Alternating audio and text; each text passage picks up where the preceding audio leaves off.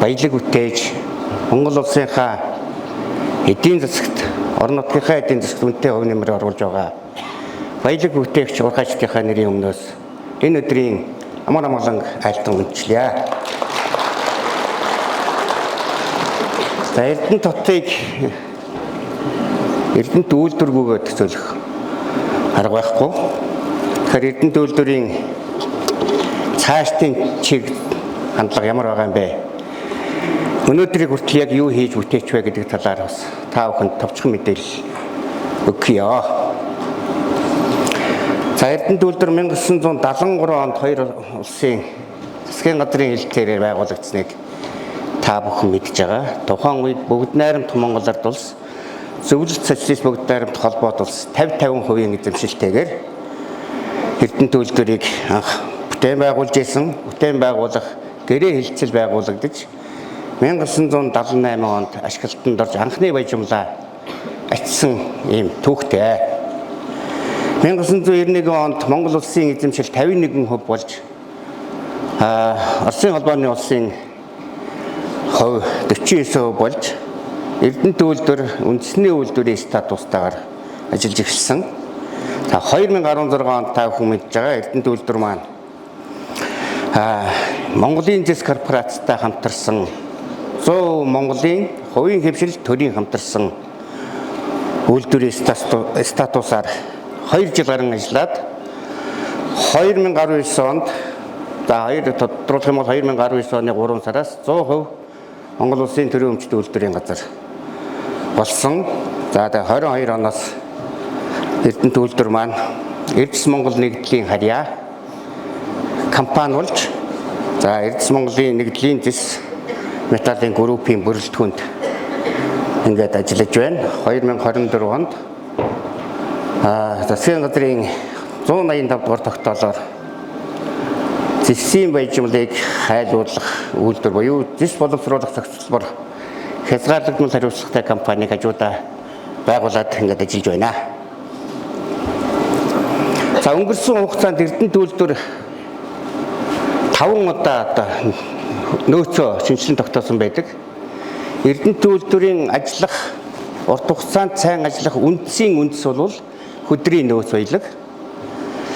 За 72 оноос хойш 24 онд хамгийн сүүлд 24 онд өдрийнхөө нөөцийг шинжилэн баталсан.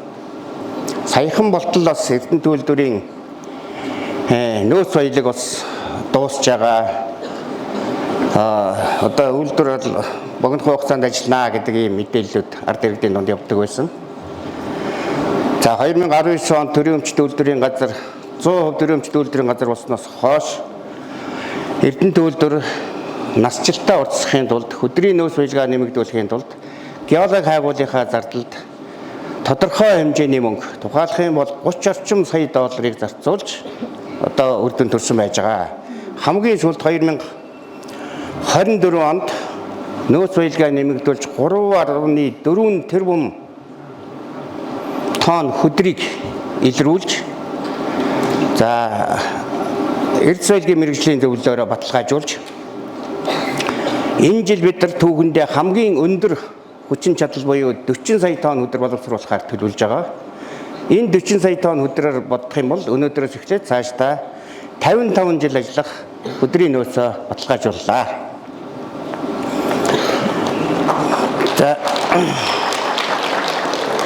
За энэ бол баталгаатай тоо 2079 он хүртэл Эрдэнэт үйлдвэр одоогийн баталгаажсан хөдрийг 40 сая тонн өдөр боловсруулад 79 он хүртэл ажиллах нэ. За үүн дээр энэ өнгөрсөн одоо энэ хугацаанд Эрдэнэт үйлдвэр маань 1.1 тэрбум тонн хөдөр боловсруулж 6.8 сая тонн зэс за 195.9 мянган тонн молибденыг гаргасан байна. Экспортод. Тэгэхээр саяны нэмэгдсэн хөдрээр бид нар цаашдаа 11.3 сая тонн зэсийг 538.2 мянган тонн молибденыг авахар төлөвлөж байна. За үүн дээр нэмэгдээд Эрдэнэт хотод Эрдэнэтийн овоо гэдэг бурхнаас хайрлсан их овоо маань За та бүхэн энэ слайданд харж байна. Хужир, могоо, цагаан чулууд, Эрдэнэтийн аваа, оюут шанд гэдэг ийм бүлэг ордуудаас бүрддэг. Өнөөдрийн байдлаар Эрдэнэтийн аваа баруун хойд хэсэг, за төвийн орд гэдэг хоёр ордон дээр бид нар олборлолтыг явуулаад ашиглаад байж байна. Саяны миний хэлсэн 55 жилийн нөөцөөс гадна оюутын ордын наривчилсан хайгуулыг өнгөрсөн 2 жилийн хугацаанд хийгээд ингээд байж байна. Яг өнөөдрийн байдлаар батлагдаагүй байгаа боловч эрс соёлын мэргэжлийн зөвлөлөөр батлуулахаар бэлэн болж байгаа нөөц дахиад 10 жилээр сунах боломжтой байна. Цаашдаа могоо, цагаан чулууд, хужирын ордуудын бүлэг ордууд дээр хайгуулын ажлаа үргэлжлүүлэн хийхээр төлөвлөж байна. За Эрдэнэт үйлдвэр маань Монгол улсын хөгжилд оруулсан хувь нэмэр өндрөө гэдгийг та бүхэн мэдж байгаа. Гэхдээ өнгөрсөн 46 жилийн хугацаанд улсын нэгдсэн төсөвт 15.1 их найт төгрөгийг төвлөрүүлж сүүлийн үед Монгол улсын эдийн засгийн хөгжил Монгол улсын төсвийн байдал эрс өссөнтэй холбогдуулж төсөв бүрдүүлж байгаа хувь бол ойролцоогоор 10 орчим хувь байна. За 2003-аас 2024 онуудад 13 их найт төгрөг, одоо сүүлийн 20 жил гэсэн үг.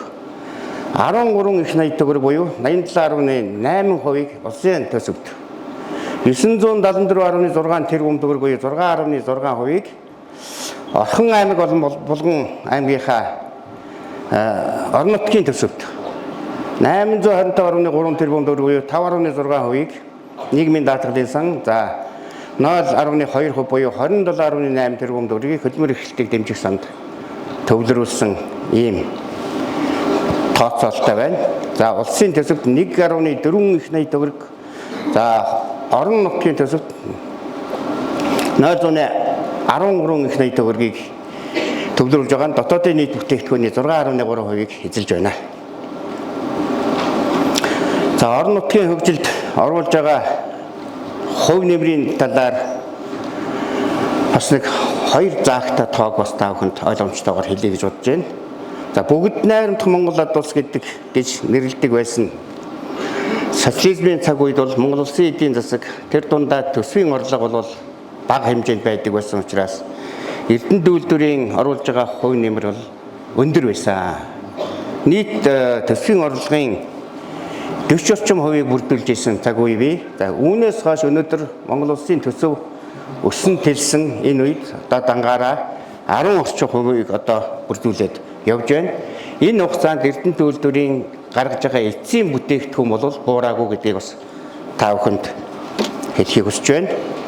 За нөгөө талаар Эрдэнэт үйлдвэр Монгол улсын хэмжээнд бас бүтээн байгуулалтын болон цаг үеийн томоохон ажлуудад хөрөнгө оруулалтуудыг хийж шийдвэрлэж явах ёстой ийм үндсэн үүрэгтэй. За Эрдэнэт үйлдвэрийн үндсэн хувь эзэмшигч нь бол Монгол улсын засгийн газар. Та бүхэн мэдж байгаа 100% төрийн үйлдвэрийн газар болсон. За ингээд засгийн газрын шийдвэр тогтоолоор олон одоо ажлуудыг цаг үеийн нөхцөл байдалтай уялдуулан хийж хэрэгжүүлж байгаа. За тухайлан одоо ганц нэг жишээг ярих юм бол Монгол улс баялагын санг бүрдүүлж баялагын хувийг одоо Монгол улсын иргэн бүр хүртэх ёстой гэсэн үндсэн одоо энэ зарчмын дагуу өнгөрсөн 2024 онд баялагын сангийн хувь гарч нийтдээ Монгол улсын баялагын санд 24 онд 500 тэрбум төгрөг төвлөрснээ 273 тэрбум төгрөгийн Эрдэнэт үйлдвэр төвлөрүүлсэн байна. За ковидын хүнд цаг үед дэлхийн нийт өндөр хөгжсөн орнууд сандарч уул уурхай болон үндэсний олон үйлдвэрүүд үе таалгаа барьж ингэж явах хүнд цаг үед Эрдэнэт үйлдвэр маань төрийн өмнө Монголын ард түмнийхээ өмнө төсвийн өмнө хүлээсэн үүргээ зогсолтгүйгээр биелүүлж 1.1 их найт төгрөгийг Монгол улсын иргэн бүрийн тог цахилгаан, аж ахуйн нэгжүүрийн ус уур, хогны мөнгийг төлж за Монгол улсын хэмжээнд, дэлхийн хэмжээнд энэ аюулт цар тахал өвчнөөр 2 сая гаруй хүн амнасаа алдаж, Монгол улсын хэмжээнд 2000 гаруй хүн бас амнасаа алдаж, Эрдэнэ хотын хэмжээнд 50 гаруй хүн бас амнасаа алдсан ийм хүнд цаг үед Эрдэнэ төлөвлөрийн ур хайчин хамт олон зогсолтгүйгээр ажилласнаас гадна нэг ч ур хайчныхаа амь насыг энэ аюулт өвчнөд нэрвдүүлэхгүйгээр за энэ хүлээсэн үүргээ сайхан амжилттай даван туулж энэ амжилтуудыг гаргасныг бас ур хайчныхаа нэрийн өмнөөс хэлэхэд таатай байна. Эрдэнэ хотод нийгмийн хариуцлагын хүрээнд олон ажлуудыг салбар бүрт хийж байгаагийн жишээг та бүхэн эндээс харж болно. Тухайлах юм бол боловсролын салбарт, эрүүл мэндийн салбарт гэх мэтлэн энэ слайдн дээр харагдж байгаа мөнгөн дөнгүүдээр хөрөнгө оруулалтын ажлуудыг хийж байна. За тухайлах юм бол боловсролын салбарт давхардсан тоогоор СОБ-д буюу сургуулийн өмнөх боловсрол буюу цэцэрлэг яашил 3463 хүүхдийг хамруулж ерөнхий боловсролын сургууль 7890, за дээд сургууль 2990, мэргэжлийн сургуульд үйлдвэрлэлийн төвд 106451 хүнийг тус хамруулж 120 тэрбум төгрөгийг зарцуулсан байна. За тэр энэ мэтчлэн эрүүл мэндийн салбарт 68 тэрбум төгрөг, за спортын салбарт 74 тэрбум төгрөг, урлагийн салбарт 40 тэрбум төгрөг, за байгаль орчны салбарт 45 тэрбум төгрөгийг тус зарцуулан ажилласан байна. За мөн Орхон аймгийн хөгжилд нэгийн хорооллын дэд бүтэц, за метал таун хорооллын халуун хөдөн ус буюу шугам сүлжээний ажил, орлогод нийцсэн орон сууцны хөтөлбөр, за орон сууц төсөл хэрэгжүүлэх гэх мэтчлэн нэлээд олон ажлуудад нийтдээ 91.5 тэрбум төгрөгийн зардал гарган хийж гүйцэтгэж орон нутагтаа хөлөөлөл өгсөн байна. Булган аймагт мөн саяны хэлдэг чиглэлүүдээр 33.7 тэрбум төгрөгийн нийгмийн хариуцлагын хувьд ажлуудыг хийсэн. За эндээс хамгийн сүүлд хийсэн ажлуудыг хэлэх юм бол Эрдэнэт хялгант чиглэлийн 64 км-ийн автозам, за Эрдэнэт хотыг цэвэр усаар хангадаг цэвэр ус хангамжийн 3 дугаар шугамыг 124.5 тэрбум төгрөг, за Орхон аймгийнхаа хэмжээнд зам засвар шинээр зам тавих ажил 50 тэрбум төгрөгийг тус зарцуулаад ажиллаж байна. За энэ мэтчлэн Эрдэнэ төлөвлөрийн орон нутагтаа болон Монгол улсын өмнө хүлээсэн үүрэг хариуцлага цаашид ингээд зогсчихгүй үргэлжлээд явагдана. Эрдэнэт шинэ илгээлт төслийн хүрээнд түрүүн засаг даргын илтгэлд гарсан 12 төслийн 6 төслийн Эрдэнэ төлөвлөр дангаараа хийж хэрэгжүүлэх юм үүрэг хүлээгээд явж байна. За нэгдүгээр уулуурхай металл уур химийн үйлдвэрийн цогцлборыг үйлдвэр технологийн паркийн хүрээнд барьж байгуулна. За засгийн баяжуул хайлуулах боловсруулах үйлдвэрээ барина. За металл машин уулуурхай машинт үйлдвэрлэлийг буюу Эрдэнэт машин цогцлборыг барьж байгуулах. Сургалт эрдэм шинжилгээ үйлдвэрлэлийн цогцлбор хотхон үүсмэл ордыг үржигтэй ашиглах төсөл хаягдлын шин санг барьж байгуулах гэдэг. Энэ том 6 төслүүд дээр Эрдэнэ төлөвлөр хөрөнгө санхүү, за инженеринг, за мэргэжлийн удирдлагаар хангаж ингээд ажиллана. За ингээд уулуурхай металл уур химийн үйлдвэрийн цогцлборыг үйлдвэр технологийн паркийг барьж байгуулахаар Орхон аймгаас 1217 га газрыг олгож улсын тусгай хэрэгцээнд авч өнөөдрийн байдлаар тэнд үйлдвэр технологийн паркийн дэд бүтцийг барьж байгуулах ажил ийд өрнөж байна. За аливаа үйлдвэр технологийн паркийг барьж байгуулахын оролдлого бол Эрдэнэт хотод болон Монгол улсын хэмжээнд хэд хэдэн удаа болсон. Дэлхийн өндөр хөгжсөн орнуудаар яваад үзэж байхад энэ үйлдвэр технологийн паркийг барьж байгуулсан туршлагаас харахад нэгдүгээрт бол дэд бүтцийг хамгийн түрүүнд бий болгодог ийм туршлагатай. За Эрдэнэт хотод За Монгол улсын хэмжээнд үйлдвэр технологийн паркийн хүрээнд ямар нэгэн одоо жижиг дунд үйлдвэрлэл барьж байгуулах, хөрөнгө оруулах сонирхолтой гадаадын нэгж аж ахуйн нэгж байгууллагууд ирээд асуудаг хамгийн эхний асуулт бол тэр газарт чинь юу байгаа юм бэ? Ус дулаан байгаа мó, цахилгаан байгаа мó? За цэвэр бохир усны шугам нь байгаа мó? Энийг яаж хангах юм бэ гэдэг энэ дэд үтсийн асуудлуудыг их ярьдаг. Тэгэхээр Эрдэнэт үйлдвэр технологийн паркийг Монгол улсын хэмжээнд жишг одоо ийм парк байгуулахын тулд маш зөв зохион байгуулалтаар ажиллаж байгаа. Тэгэхээр ингээд нийтдээ 68 сая долларын хөрөнгө оруулалтаар үйлдвэр технологийн паркийн дэд үтсийн ажлуудыг барьж байгуулж байна.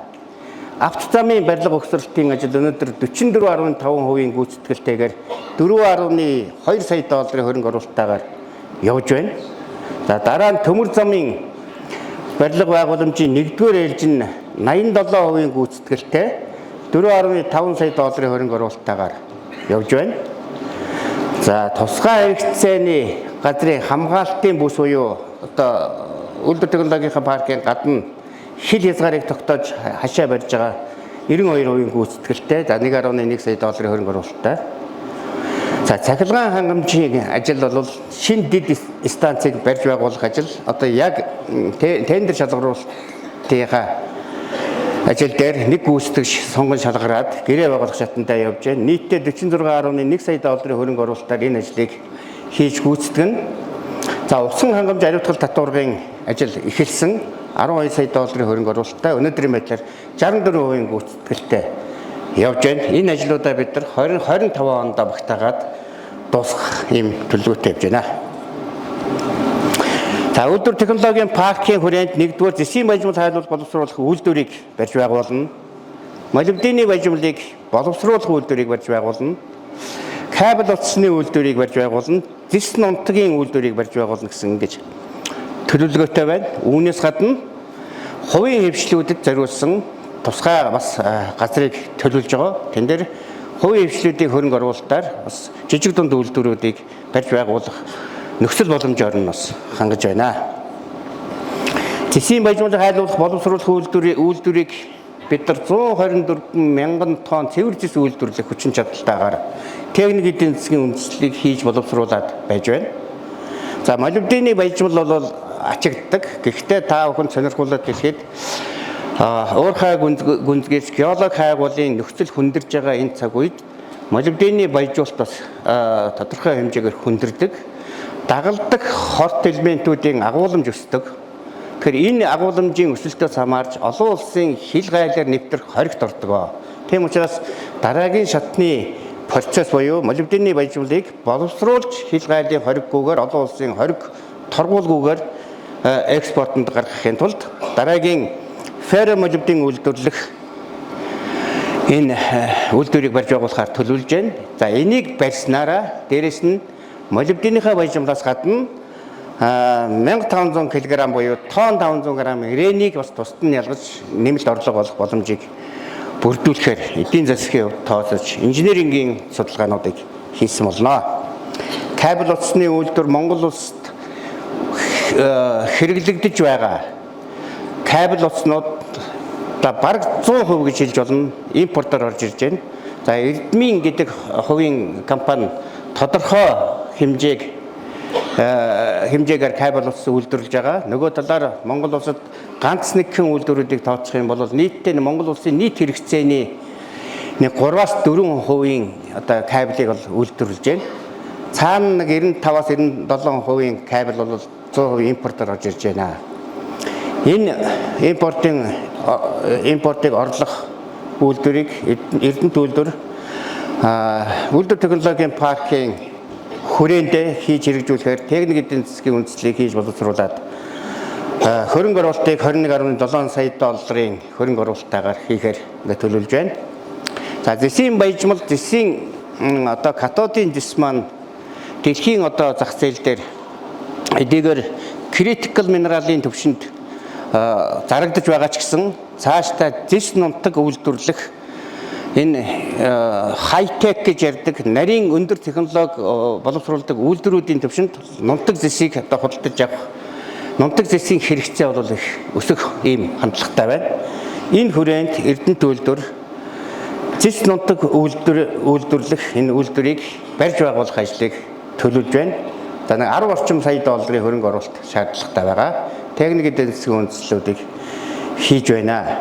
За нөгөө талаар хэлэхэд энэ катодын зэс үйлдвэрлэдэг эрдмийн ачид их ихт нөгөөх нь зэс эрдний хувь гээд 3 одоо хувийн хэмшил Эрдэнэт үйлдвэрт ажиллаж байгаа та бүхэн мэдж байгаа. За Эрдэнэт үйлдвэр өөрийнхөө одоо стратеги төлөвлөлт дунд хугацааны хөгжлийн хөтөлбөртөө 4 дахь одоо зэсийн одоо катодын зэс үйлдвэрлэх SXEW гэж ярьдаг мэргэжлийн хэлээр энэ уусган баяжуулах технологиор катодын зэс үйлдвэрлэх үйлдвэрийг төлөвлөж байсан. За Монгол улсын засгийн газрын мөрийн хөтөлбөрт оруулан төлөвлөсөн байсныг та бүхэн мэдж байгаа. Тэгэхээр энэ үйлдвэрийг бол Эрдэнэт үйлдвэр барьж байгуулахыг зогсоосон. Яг энэ шийдвэр өнгөрсөн 3 дахь өдөр засгийн газрын хуралдаанаар орж засгийн газрын тогтоол гарсан. За энэ учир шалтгаан юу гэвэл төр буюу Эрдэнэт үйлдвэр хувийн хөвшилтэйгээ бас өсөлдөхгүй. Тэгээд ч одоо Эрдэнэт үйлдвэрийн зэсийн эсэлдсэн хөдрийн нөөц гэдэг юм бол хязгаартай. Тэгэхээр Эрдэнэт үйлдвэр өөрөө ийм үйлдвэр барьчих юм бол өөрийгөө хөдрөөрөө хангаад нөгөө хувийн хөвшлүүдээ бас хааж боох асуудал одоо гарнаа. Тийм учраас хувийн хөвшлийн хөгжлийг одоо хааж боохгүйгээр өрсөлдүүлэхгүйгээр энэ 3 үйлдвэр нь ажиллагээ гэдэг ийм шийдвэрийг засгаас гаргаж тогтоолоор одоо албадсан. Тэгэхээр Эрдэнэт үйлдвэр бол энэ катодын зэсээр дараагийн өндөр түвшний үйлдвэрлэлийг барьж байгуулах энэ инженерингийн ажлуудыг бас их зүйтэй гэдэг ийм зарчмын шийдэл гарсан учраас энэ 3 үйлдвэр бол за одоо нэрээр нэлээд хувийн хөвшлүүд бол цаашдаа энэ катодын зэс үйлдвэрлэх үйлдвэрүүд бол хэвийн хэмжээнд ажиллаад явах боломжтой болж байна. За зэсийн баяжуул хайлуулах боловсруулах үйлдвэрийг товчхон та бүхэнд мэдээлэгчээ. Энэ Эрдэнэт үйлдвэр маань 560-аас 570 мянган тонн зэсийн баяжуулыг гаргаж байгаа. За энэ дотор байгаа зэсийн хэмжээ маань миний түрүүн хэлдэг 120-аас 125 мянган тонн цэвэр зэс агуулж байгаа. Тэгэхээр энэ хайлуулах үйлдвэр барьчих юм бол бид нар энэ зэсийн цэвэр зэсээ үйлдвэрлэхээс гадна 182 мянган тонн элементийн хөхөр үйлдвэрлэнэ. За энийг дэлхийн зах зээлд борлуулна. 11.8 мянган тонн хөхрийн хүчил гаргана. За энэ хөхрийн хүчлээ энэ зэсийн катодын зэс үйлдвэрлэдэг үйлдвэрүүдэд өгөх боломжтой. Одоо бол 100% импортоор авч байгаа шүү дээ. Мөн одоо тэр ураны үйлдвэр ашиглалтанд орох юм бол тийшээ өгөх боломжтой. За 72 кг жилдээ 72 кг ийм алтан голдмаа нэмэлтээр гарах боломжтой. 38.2 мянган тонн мөнгөн голдмаа гарах нэмэлт борлуулалтыг олох юм боломжтой болох юм аа. За энэ ажлаа техник эдийн засгийн үндэслэлийг бид нар 2024 оны 8 сард үндсэндээ хийж батлаад элементийн хөхөр үйлдвэрлэх туршилтын үйлдвэрээ барьж хятад улсын Шинжаан мужид барьж байгуулад туршилтын үйл ажиллагаагаа явуулсан. Одоо тэгээд энэ зэсийн баяжмал хайлуулах боловсруулах үйлдвэрийг тендер шалгаруулалт Монгол улсын эрс баялаг уул уурхай яамн дээр төвлөрөөд одоо ингэж явж байна. Та машин үйлдвэрлэлээр би товчхон гэдэг. Ер нь нэг автомашин үйлдвэрлэгч байгаа юм шиг хүмүүс ойлгодог. Уул уурхай машин үйлдвэрлэл гэдэг нь уул уурхай салбарт хэрэглэгддэг үндсэн тоног төхөөрөмжүүдийн эд анги сэлбэг хэрэгсэл үндсэн эд ангиудыг хийх бол энэ машин үйлдвэрлэл. Тэгэхээр Монгол улсын эдийн засгт уул уурхай эзэлж байгаа хувь бол 95%. Монгол улсын уул уурхай үйлдвэрүүдийн үндсэн сэлбэг хэрэгсэл 100% импортоор орж ирж байна. За манай засвар механикийн завод бол импорт орлого бүтээгдэхүүнийг хийж эхэлсэн. За энэ утгаараа уул уурхай салбарт сэлбэг хэрэгслүүдийг хийн. За дараагийн шат бол мэдээж автомашин буюу ачааны автомашин угсрах энэ үйлдвэрийг барьж байгуулах боломжтой техник эдийн засгийн үндэслэл хийгдсэн болно. Сургалт эрдэм шинжилгээ үйлдвэрлэлийн цогцлбор хотхоныг 50000 оюутнуудтайгаар 417 багш ажилтнтай 15 барилга байгууламжтайгаар хийхээр 265.6 тэрбум төгрөгийн хөрөнгө оруулалтыг төлөвлөд явж байна. За Эрдэнэт бүс нутгийн бүсийн хөгжлийн одоо энэ хүрээнд аж үйлдвэржилтийн одоо үндэсний төв байгаар Эрдэнэтийг тооцоолж байгаа. За эндээ уул уурхай мэрэгжлийн ажилтнуудыг бэлтгэх үндэсний одоо сургалтын төв одоо Эрдэнэтед бий болох нэ. Энэ утгаараа Эрдэнэтед сургалт эрдэм шинжилгээ үйлдвэрлэлийн зохицолгыг барьж байгуулах ажил Эрдэнэт үйлдвэрийн санхүүжилтээр хийх гэж байна. За үүсмэл ордыг ашиглах төсөл би түрүүн тодтогод хэлцэндээ Эрдмийн ачид ихтэс Эрдэнийн хувь энэ хувийн хвшлийн байгууллагуудтайгаа хамтарч ажиллана. Гэхдээ хүдрээр хангах асуудлыг аль нэг компанид нь давуу эрх олгохгүйгээр бүгдээрэнд нь нийжил тэгш нөхцөлтөөр одоо ингээд олгоод явдаг энэ зарчим руу шилжинэ. За яг өнөөдрийн байдлаар бол хувийн хвшлийн компаниуд аваалгуудыг одоо эзэмшээд авцсан энэ манай аваалга, энэ тэдний аваалга гэх мэтлэнгээр одоо ингээд байж идэг. Тэгэхээр энэ аваалгууд бол стратегийн ордын холбоорлолтын явцад гарсан аваалга учраас засгийн газрын шийдвэрээр ижил тэгш нөхцөлтөөр одоо энэ хувийн хвшлүүдэд олгох нэ. Эрдэнэт үйлдвэр ажиллаад 46 жилийн хугацаанд хаягдлын сан гэж ярьдаг одоо та бүхний сайн мэддэг хиймэл нуур буюу нөгөө цагаан тоос босдог энэ орчныг бол хаягдлын сан гэж ярьдаг. Энд өнгөрсөн хугацаанд 1.1 тэрбум тонн хөдөр боловсруулахад боловсруулсан хөдрийн 98% нь тэнд очиж хуримтлагдж байгаа. Зэс молибдены баяжмлаа зөвхөн 2%, одоо 2 хүртэл гэж хэлж болно. 1.8-аас 2% бид нар экспортын бүтээгдэхүүн баяжмал болгож авч байгаа. Тэгээ уурхайчдыг уул нүүлгдэг гэж ярьдаг. Тэгэхээр энэ уулыг энд байсан уулыг тэнд аваач нунтаг хэлбэрээр хурааж байгаа нь бол одоо гидэр техникчдээс харуулж яана гэдэг энэ том хаягдлын аж ахуйн одоо сан. Энэ одоо 1320 метрийн далайн төвшин дээр дүүрч байгаа. Альва сав одоо дүүрдэг штэ. Тэгэхээр энэ дүүрч байгаа. Өнөөдөр яг 1306 метр дээр байна. 1320 дээр дүүрнэ гэдэг бол цаашдаа нэг 12-аас 14 метр өндөрсгöd дуусна. Тэгэхээр энэ хугацаа бол цаашдаа одоо өнөөдрөөс эхлээд 10 жилийн хугацаа байна. Энэ 10 жилийн хугацаанд бид нар шинэ хаягдлын сан барьж байгуулах ажлыг төлөвлөөд газрыг улсын тусгай хэрэгцээнд авсан. За Орхон аймаг Болгон аймгийн иргэдийн төлөөлөгчдийн хурлаар шийдвэр гарч ойролцоогоор нэг 7048 га газрыг хаягдлын сан барьж байгуулах улсын тусгай хэрэгцээнд гаргаж өгсөн. Газрын зөвшөөрөл техник эдийн засгийн үндэслэл холбогдох бусад зөвшөөрлүүд хийгдээд бүтээн байгуулалтын ажлууд нь тендер зарлагдаад ингээд явж байна. За иймэрхүү зүйлүүдийг одоо бас хэлий цаг болж явах шиг байна. Тэгээд олон энэ 6 төслийн хүрээнд хийгдэж байгаа энэ ажлуудыг нийтэнд дүгнэж хэлэх юм бол техник технологийн шинжилт хийснээр одоо Эрдэнэт үйлдвэрийн хөдөр олборлолтын зардал өнөөдрийнхөөс 20% буурна. Баяжмал гаргах баяжуулалтын зардал 10% буурна. Ингэснээр үйлдвэрийн ашигт ажиллагаа хэвийн хэмжээнд урт хугацаанд тогтвортой явна. За Эрдэнэтийн аваа орд газар буюу Эрдэнэт үйлдвэр ажиллах тогтвортой нөхцөл байдлыг бас 55 жил, дээрээс нь нэмэх 10 жил гээд 65 жил цаашлаад 70 орчим жилээр одоо сунгах нь 1145 ажлын байр шинээр бий болно. За улс орон нутгийн төсөвт 7 жилдээ 727 тэрбум төгрөгийг төвлөрүүлнэ. За байгаль орчинд сөрөг нөлөөлөл багтай хариуцлагатай уулуурхайг хэрэгжүүлснээр боловсруулах үйлдвэрүүдийг Монгол улсын хэмжээнд бий болгож үргэлжлүүлэн хөгжүүлэхийн эхлэл суурьуудыг тавина.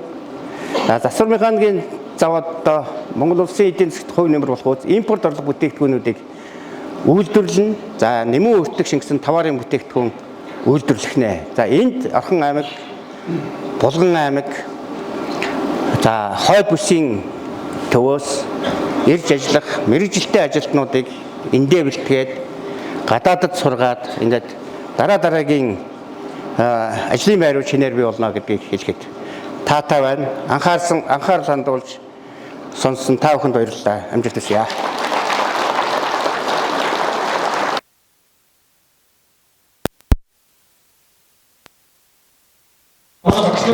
Итгэдэг сайн сонсоод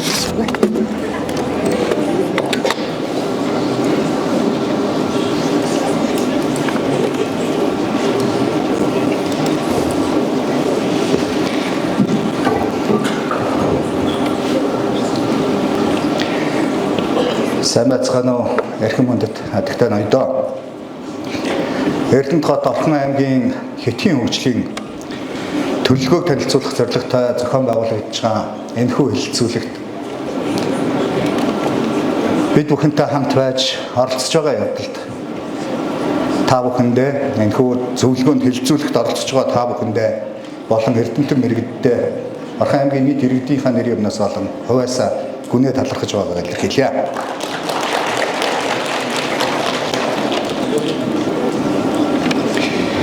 За энэхүү төсөл нь эдгээр 12 дэд төслөөс бүрдэх бөгөөд эдгээр төслүүд нь орон нутгийн нийгмийн эдийн салбарт эдийн засгийн салбарт тулгамдж буй асуудлыг шийдвэрлэх замаар аймгийн нийгмийн эдийн засгийн хөгжлийн суурь болох хүний хөгжлийг дэмжих зорилготой. За та бүхэндээ эдгээр дэд төслүүдээс хүний хөгжлийн үндсэн суурь болсон эрүүл мэнд боловсролын салбар болон за мөн соёл спорт аялал жуулчлалын салбарт хэрэгжүүлэхээр зорж буй бүтээн байгуулалтын давч мэдээллүүдийг хүргье. За цаг хэмнэх зорилгоор эдгээр салбарын наривчилсан судалгаанууд болон төслийн дэлгэрэнгүй дараах хэлтгэлд дуртайг болохыг урьдчилан хэлэх зүйтэй. За Монгол Улсын засгийн газрын алсын хараа 250 бодлогын бичиг баримтын 2-ын 2-т зааснаар эрүүл дадал хөвшилтэй идэвхтэй амьдралын хэв маягтай иргэнийг төлөвшүүлэн эрүүл мэндийн чанар хүртээмж үр дүнтэй тогтолцоог хөгжүүлнэ гэж тусгасан. Аймгийн засаг даргын 2024-өөс 2028 онд хэрэгжүүлэх үйл ажиллагааны хөтөлбөрт энэхүү зорилтыг хэрэгжүүлэхээр наривчсан төлөвлөгөөнүүдэд тусган ажиллаж байгаа. За өнөөдрийн байдлаар Баян өндөр суманд 8 өрхийн эрүүл мэндийн төв, за Жаргалан суманд 1 өрхийн эрүүл мэндийн төв, нийтдээ 9 өрхийн эрүүл мэндийн төвөөр Орхон аймгийн нийт иргэдэд анхны шатны эрүүл мэндийн тусламж үйлчилгээг үзүүлж байна. За Монгол улсад мөрдөгдөж буй эрүүл мэндийн анхны шатны тусламж үйлчилгээг үзүүлэх өрхийн эрүүл мэндийн төвийн ачаалал 10-аас 12 мянган хүнд 1 өрхийн эрүүл мэндийн төв байх ёстой. За энэхүү стандартыг хангахын тулд Орхон аймагт одоо шинээр 3-аас 4 өрхийн эрүүл мэндийн төвийг шинээр байгуулах шаардлагатай байгаа. Ингэснээр өрхийн эрүүл мэндийн төвүүдийг нэмж байгуулснаар анхны шатны тусламж үйлчилгээг үзүүлэх стандартын шаардлагыг хангах юм. За бүсийн ажиллагаа эмчилгээний төв Эрдэнэт медикалт төрөлцсөн эмнэлэг нийт 12 ортой хувийн хөвшлийн эмнэлэгтэй нийт 14 эмнэлгээр лавлгаа шатлалын тусламж үйлчилгээ буюу 2 дугаар шатлалын эрүүл мэндийн тусламж үйлчилгээг үзүүлж байна. За бүсийн ажиллагаа эмчилгээний төв нь 1983 онд байгуулагдсан бөгөөд за 30 мянган хүнд үйлчилэхээр төлөвлөгдөн байгуулагдсан. За өнөөдрийн байдлаар Орхон аймгийн бүсийн ажиллагаа эмчилгээний төв 106 гаруй мянган Орхон аймгийн иргэдээс гадна Хөвсгөл Булган аймгийн иргэдэд бүсийн ажиллагаа эмчилгээний төвийн үйл ажиллагааг үзүүлж байна. За нэгдсэн эмнэлгийн MNS 5095/2017 стандартын дагуу төрөлцсөн тусламж үйлчилгээг үзүүлэхэд бүсийн ажиллагаа эмчилгээний төвийн барилгыг өргөтгөх, шинжлэх, за төр хувийн хвшлийн түншлэлийн хүрээнд хувийн хвшлийн эмнэлгүүдийг ор бүхий эмнэлгүүдийг барих байгуулахыг дэмжин ажиллахаар төлөвлөж байна.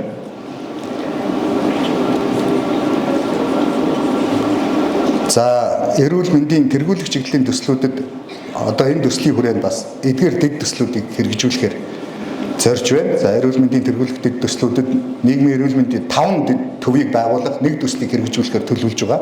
За нийгмийн эрүүл мэндийн дэд төвийг байгуулна, хавдрын онцлогоо эмчилгээ хяналт сэргийлтийн төвийг байгуулна, перинатологийн онцлогооны төвийг байгуулна, зүрхний төв, яаралтай цэцлэмжийн төвүүдийг байгуулна. За хүүхдийн эрүүл өсөлт хөгжил гэдэг төслийг хэрэгжүүлэхээр ажиллаж байна. За нийгмийн эрүүл мэндийн дэд төв байгуулснаар хүн амьдралын хэм маягт нөлөөлж байгаа эрсдэлт хүчин зүйлийг тогтоох, суур судалгаа, тандар шинжилгээ хийх, эрүүл мэндийн боловсролыг зохицоор хүргэх, эрт илрүүлэг үзлэгээр илэрсэн өвчтний хяналтанд авах урьдчилан сэргийлэх чиглэлээр нэгдсэн удирдлага хяналт зохицуултыг хийх боломж хүртэнэ. Хавдрын онцлогын амжилтын төвийг байгуулах асуудал засгийн газрын түвшинд дэмжигдсэн.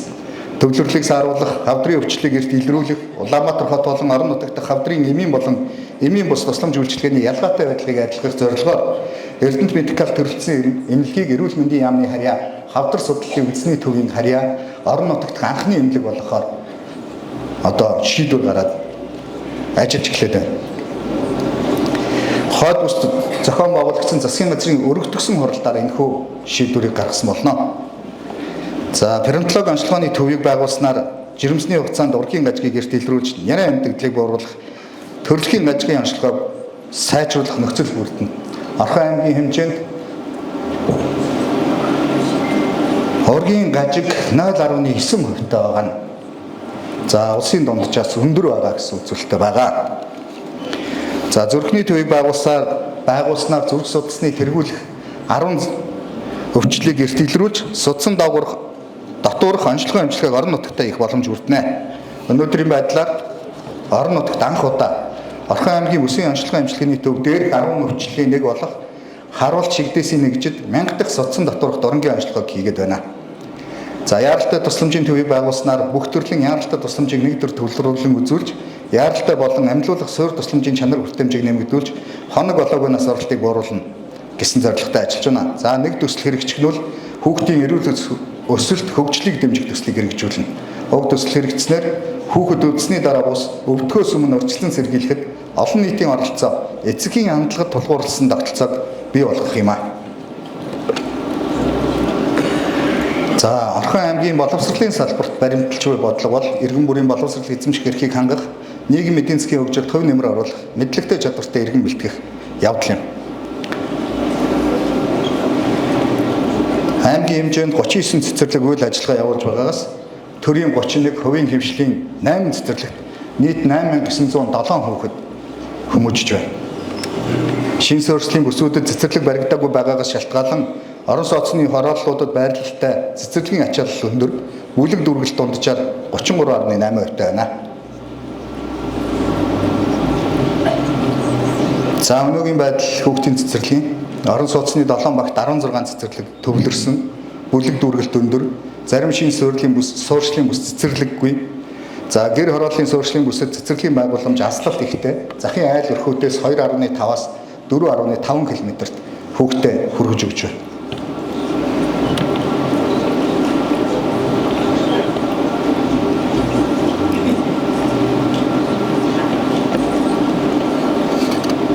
Энэхүү төсөл хэрэгжснээр шинээр 9 байрлалд 1800 хүүхдийн цэцэрлэг баригдана. Анги дүүргэлтийг 25 хүүхэд хүртэл бууруулна.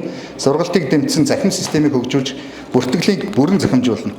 Ингэснээр зөвхөн харьяаллын дагуу суралцах нөхцөл бүрдэж төвлөрөл буурах юм а гэж үзэж байна. За, хүүхэд 1 км-ээс холгүй зайд гэртээ ойр цэцэрлэгт хамрагдах нөхцөлийг бүрдүүлнэ. Багшийн ачааллыг бууруулах замаар хүүхдийн хөгжлийн акцийг нэмэгдүүлнэ. Аймгийн хэмжээнд ерөнхий боловсролын 24 сургууль үйл ажиллагаа явуулж байгаагаас за, төрийн өмчийн 17 сургууль, хувийн хвшлийн 6 сургууль, байгууллагын дэргэдэх 1 сургууль байна. За, энэ дээр алдаатай гарсан байна. За, ерөнхий боловсролын сургуулийн сурвалжчдын тоо мэдээлэл. За, 2024 оны байдлаар 26940 суралцагч байгаа бол өнөөдөр Орхон аймагт амьдарч буй 1-5 настай хүүхдүүдийн тоонд харьцуулж үзэхэд 2027 онд 28071 болж 1000 гаруй суралцагч нэмэгдэх хандлагатай байгаа. Ээлжийн коэффициент өндөр байгаа нь аймгийн хэмжээнд ерөнхий боловсролын сургуулиудыг шинээр барих өргөдгөх шаардлагатай байгааг харуулж байна.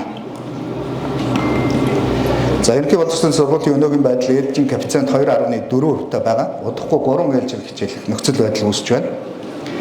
За, орон сууцны хорооллуудын анги дүүргэлт өндөр, зарим шин суурьшлийн бүс сургуульгүй, гэр хороолдох боловсролын үйлчилгээ аслагдсан, захын айл өрхөөс 4.5 км-ийн зайд байрлаж байна. За, төсөл хэрэгжснээр шинээр 9 байршилд 4500 хүүхдийн багтаамжтай сургууль барина.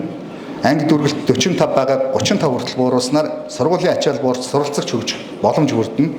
За, сурагчийн сургуульд хүрэх дундаж зайг 1 км хүртэл ойртуулна. Захин бүртгэл ухаалаг хяналтын платформыг бүх ангид нэвтрүүлнэ. За, гэсэн юм чиглэлтэй ажиллаж байна. За захин бүртгэл ухаалаг хэлтийн платформыг бүх ангид нэвтрүүлснээр харьяалалгүй хэн нэгэн танил тал ариун алганы хүрээнд өөр газар сурж байгаа энэ явдал тасн зогсоодно. Дээр нь энэхүү асуудлуудыг дагаад багшийн хөгжлийн асуудал, за сургуулиудын ижил тэгш байх асуудал гэдэг энэ бүх зүйл зохицоороо шийдэгдэж явна. За энэхүү илтгэлд нарийн наривчсан судалгаануудыг оруулаагүй байгаа гэдгийг дахин хэлье. За биеийн тамирын спортын чиглэлээр Орхон аймаг идэвхтэй хөдөлгөөн спортоор хичээл хэрэгдэд олон талын дэгш хүртээмжтэй үйлчлэгээ үзүүлэх, тамирчдын амжилтыг ахиулах замаар бие бэлтрийн боловсралтай эрүүл чиргээгнийг төлөвшүүлнэ гэж Орхон аймгийн бодлогын бичвэрт тусгагдсан. За аймгийн хэмжээнд төр хувийн хвшлийн нийт 36 спорт залтай.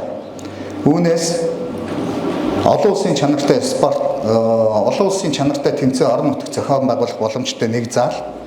За улсын чанартай тэмцээн зохион байгуулах боломжтой 6 зал байна. За нэг хүнд ногдох спорт заалны хэмжээ улсын дунджаас 0.92%-аар бага байна. За төрөөс биеийн тамирын спортоор хичээлэх орчин нөхцөлийг сайжруулах, хүртээмжийг нэмэгдүүлэх зорилгоор Орхон аймаг Эрдэнэт хотод ирэх жилүүдэд Эрдэнэт арена спортын зохицолбор за битүү дээвэртэй мөсөн ордон барихаар төлөвлөж байна. Мөн хувийн хвшил төрийн хамтын ажиллагааны хүрээнд за спортын заал талбай, үлийн задгай, зам талбай одоо нэмэгдүүлэх төслүүдийг дэмжиж хэрэгжүүлж ажиллана. Эдгээр төслүүдийг хэрэгжүүлснээр за жилийн 4 улирал өвлийн спортоор хичээлэх орчин нөхцөлийг бүрдүүлэх бөгөөд аймагтаа олон улсын болон бүс нутгийн тэмцээнүүдийг зохион байгуулах стандарт заал талбартай болно. За соёл урлаг аялал жуулчлалын чиглэлээр бүх нийтийн төрөөс баримталж буй бодлого бүх нийтийн соёлын боловсролыг уламжлалт болон орчин үеийн дэвшилтэд технологитой хослуулж нээлттэй тэгш хүртээх соёлын бүтээлч үйлдвэрлэл аялал жуулчлал инновацийг хөгжүүлэхэд чиглэлтэй гэж заагдсан байна.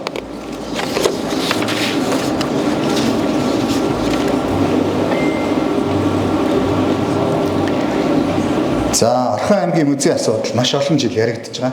За өмнө нь өндөрлөгийн хой талд баригдана гэж зураг төсөл гараад энэ зураг төсөл маань гараад 20 жил өнгөрч байна. За энэ үл одоо боломжгүй болсон. Тухайн үеийн тооцоолол, зураг, орчин үеийн стандарт шаардлагыг хангахгүй төсөв өнөөдрийн байдлаар дахин хийгдэх боломжгүй болсон учраас одоо Орхон аймгийн музейн барилгыг шинжилэн барихаар шинээр зураг төсөв хийх ажлыг одоо зарлаад компани шалгараад хийгдэд явж байна. За 2026 оны улсын төсөв суулгахаар төлөвлөж ажиллаж байна. За орон зургийн галерей барих ажил харьяа яамнаас дэмжигдсэн. За судалгааны ажлыг энэ оноос эхлүүлж улсын хэмжээнд анхны уран зургийн галерейн зориулалттай барилгатай болохоор зорж ажиллаж байна. За 2014 оноос хойш одоо хийгдсэн малтлаг судалгааны үед Хүннүүгийн хожим үе, Сянбегийн эхэн үед хамаарах одоо бүлэг дурсгал Орхон аймгийн Жаргалан сумын нутаг дэвсгэрт олдвор олсон. За энэхүү олдвор нь одоо энэ төрлийн дурсгал нь Монголд төдийгүй дэлхийд ховор. Тэгэхээр одоо энэ нийлбүү мөнцийг байгуулах ажлыг за соёлын яамтай хамтран хэрэгжүүлэхээр төсөл боловсруулагдаж байгаа. За мөн аялал жуулчлалын чиглэлээр Жаргалан суманд усан баараг байгуулах төсөл боловсруулагдж байна. За мөн жуулчдад зориулсан төр отоглох талбай байгуулах төслүүд боловсруулалтын шатндаа явж байна. Эдгээр төслүүд хэрэгжснээр аймагтаа аялал жуулчлалыг хөгжүүлэх, эдийн засгаа солонгоруулах бүрэн боломж үүснэ. За анхаарал тавьсан та бүхэнд баярлалаа.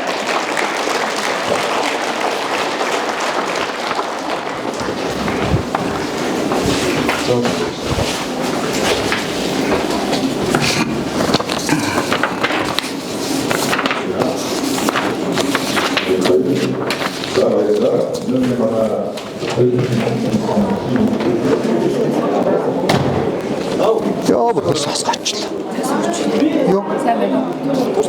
Юу? Энэ цаасаа чи их гэж зүгээр өчтөр чи суул. Өөрөө хэлнэ шүү дээ. Тийм. Та яагаас сандраад вэ? Гэхдээ одоо тэгээд нэг чинь бүр шалт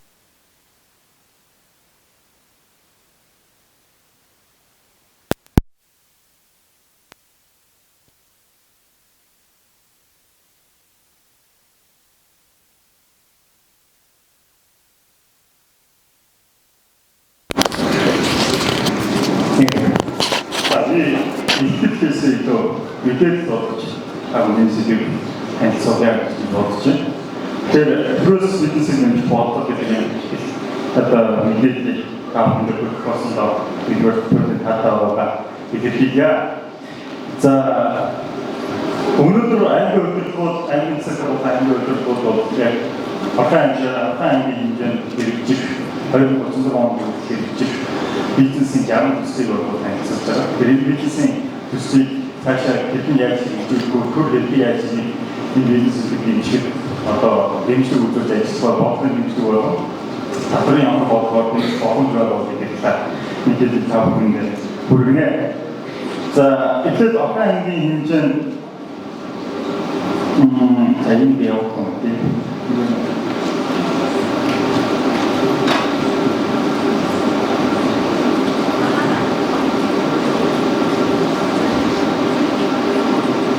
За эхний ээлжинд юу гэхээр Орхон аймгийн бизнес хаатай аймаг байдаг. Их цаг мэдээлэл тавьдаг очгоодыг. За Орхон аймгийн хэмжээнд бол нийт 30,000 гаруй хүрэх доллар гаруй иргэн амьдарч байна. Өөрөөр хэлбэл Улаанбаатар нефтээр Улаанбаатарын гараа болж байгаа юм байна. За энэ нефтээр Улаанбаатарын тоогоор наваад үзэх юм бол Орхон аймаг бодлоо авч үйлчлүүлэгч байна гэж үзэж боломжтой. За хоёрдугаар Орхон аймгийн иргэдийн хатан бус тоогоор яг багт хадгаламжтай хадгаламжтай ийм хадгалам бол 550 гэх бомбор байна гэж тоон мэдээлэл гарсан. Ингэрээ үргэлж үзэхгүйгээр Орхон аймагт бол бодлого авах чадвар харьцангуй бусад аймагт бол өндөр байна гэж үзэх юм үзүүлэлт гарч ирж байна. За дараа нь улсад бид нар өсөлтөх чадрын эдийн засгээс сүүлийн 10 жилийн дараа үүссэн. За энэ нь нөхцөлөөр нийгмийн эдийн засгийн бодлого дэвшиж өгсөн. Бизнес эрхлэлтэй харьцангуй таатай ийм орчин байна гэж ингэж ойлгож байна. Өөрөөр хэлэх юм бол Орхон аймагт нэгдүгээр бодлого авах зүйлс байна.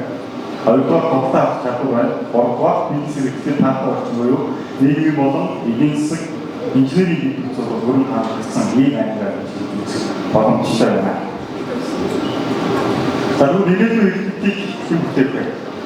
Бидний ийм асуудал тохиолдож байна.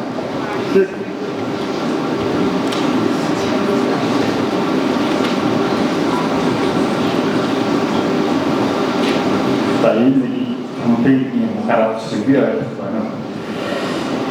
За тэгэхээр өнгөрсөн хугацааны эрхлэлтийг бүтээсэн байхаар бид нар бол эрхлэлтүүд бүгдөө хийж мэдж байгаа тийм ээ. Эрхлэлтийг хийж бүтээсэн, за төрийн санаачлаг орсон, за Орос ахны режим юу одоо эрхлэлтийг босгох бол хоёрын оруулсан. Тэгвэл бид нар 90 оноос хойш эрхлэлтийг бүтээсэн гэхээр иргэн төрийн оролцоотоо хувийн бичгийн оролцоотоо өнгөрсөн эрхлэлтийг бүтээж. Цаашдаа бид ирээдүйн эрхлэлтийг хэдий яаж бүтээх вэ гэдэг юм асуудал өөр их болж байна. За бид юу гэж үзэж байгаа вэ? Орхон аймгийн эрдэнэ хотын 2036 он хүртэл хөгжил төр эрдэнэ хувийн бичгийн түншлэл гэж гарч байгаа. Тэгэхээр энэ түншлэлд ямар оролцоотой гэдэг төрийн чухал асуудал. За бид бол оролцоотой хэдий яаж оролцох вэ гэхээр төр бол нэгдүгээр бүх мэдээллийг бид нээлттэй институт болгож байгаа. Өөрөөр хэлэх юм бол оюутан нарийн ихтэй гарсан ойрхон эрдэнэ хэлбэр платформ төлөвлөж байгаа. За энэ платформоор юу байх вэ гэхээр энэ платформ дээр бизнес эрхлэх боломжтой бүх одоо сандлуудыг бол бид нээлттэй тавиад байна. Өөрөөр хэлэх юм бол энэ дээр бид татварын таатай орчин Орхон аймагт ямар хөө байх юм.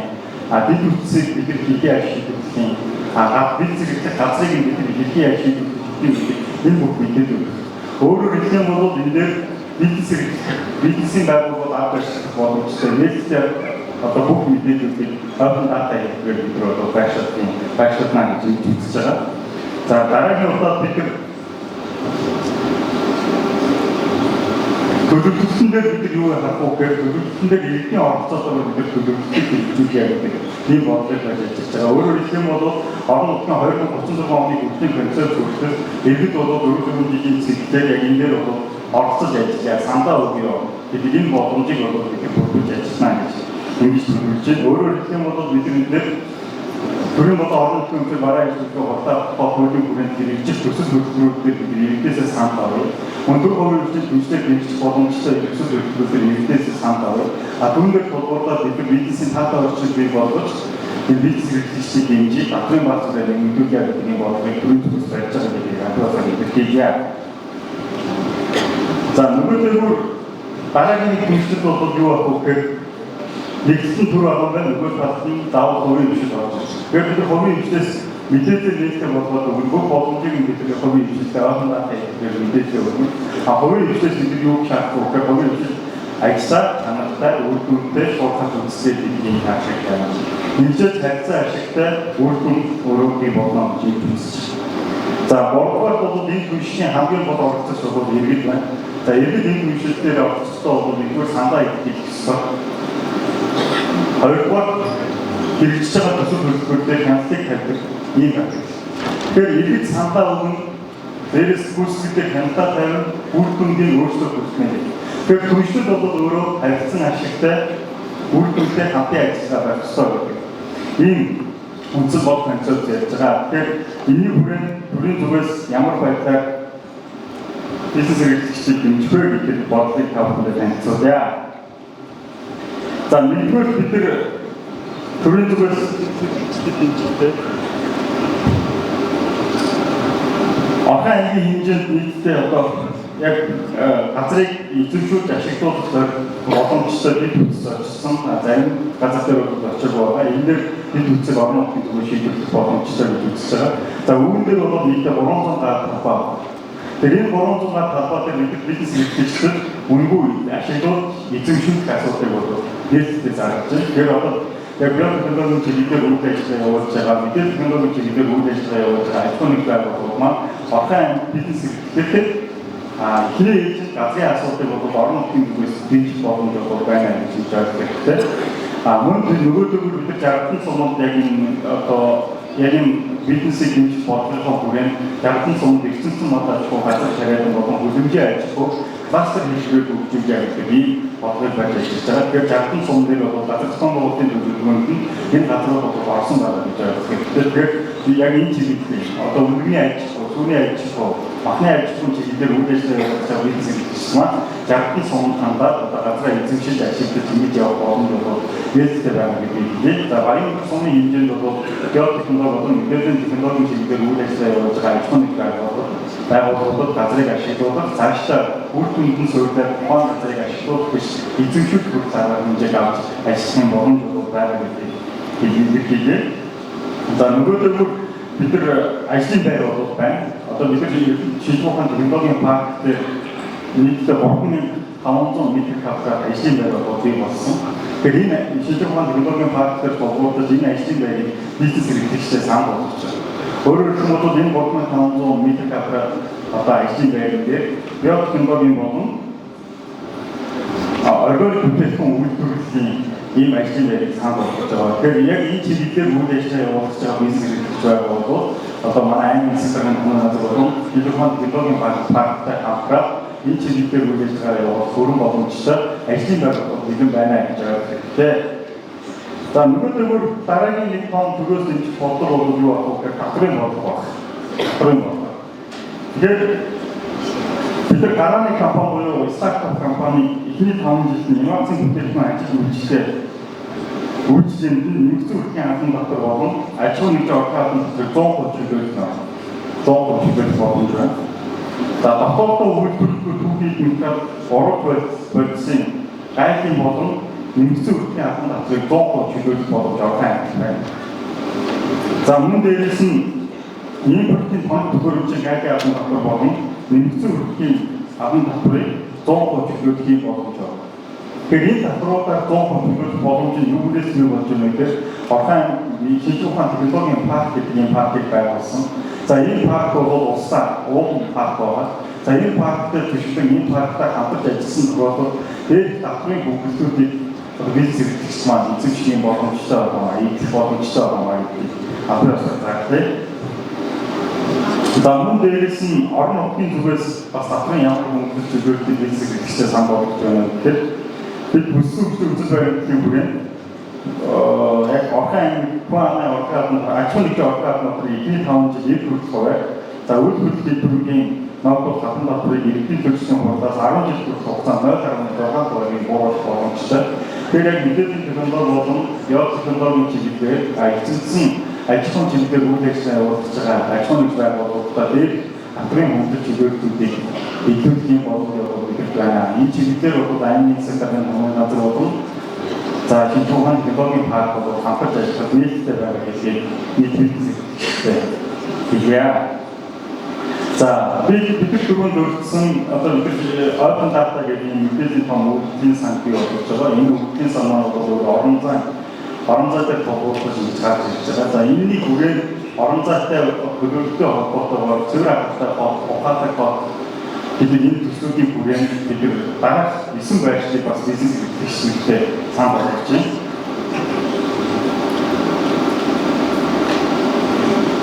За энэ 9 байршил бол өмнөх дарга нарын ихтгэл бүртгэгдсэн агаарын бохирдлыг бууруулах, за ухаалаг хотын төлөвлөлтийг хийхтэй холбоотойгоор төлөвлөгдөж байгаа юм том одоо төсөл концепт хийж байгаа. За өөрөөр хэлбэл бол олон аймгийн хэмжээнд шинээр болон бүхэн төлөвлөлт боломжтой 9 байршил байгаа. За энэ 9 байршлыг бол бид орон зай хөгжил болон татгалзсан төлөвлөлтийг нь одоо суулж гаргаж ирсэн гэж байгаа хэрэгтэй. Нийтдээ 226 гаалтай. За нийтдээ 9226 айлын орон сууцыг барих боломжтой. Тэгэхээр олон аймаг бол нийтдээ нэг 15 орчим мянган өргөн бол тэр ороод ингэж байгаа.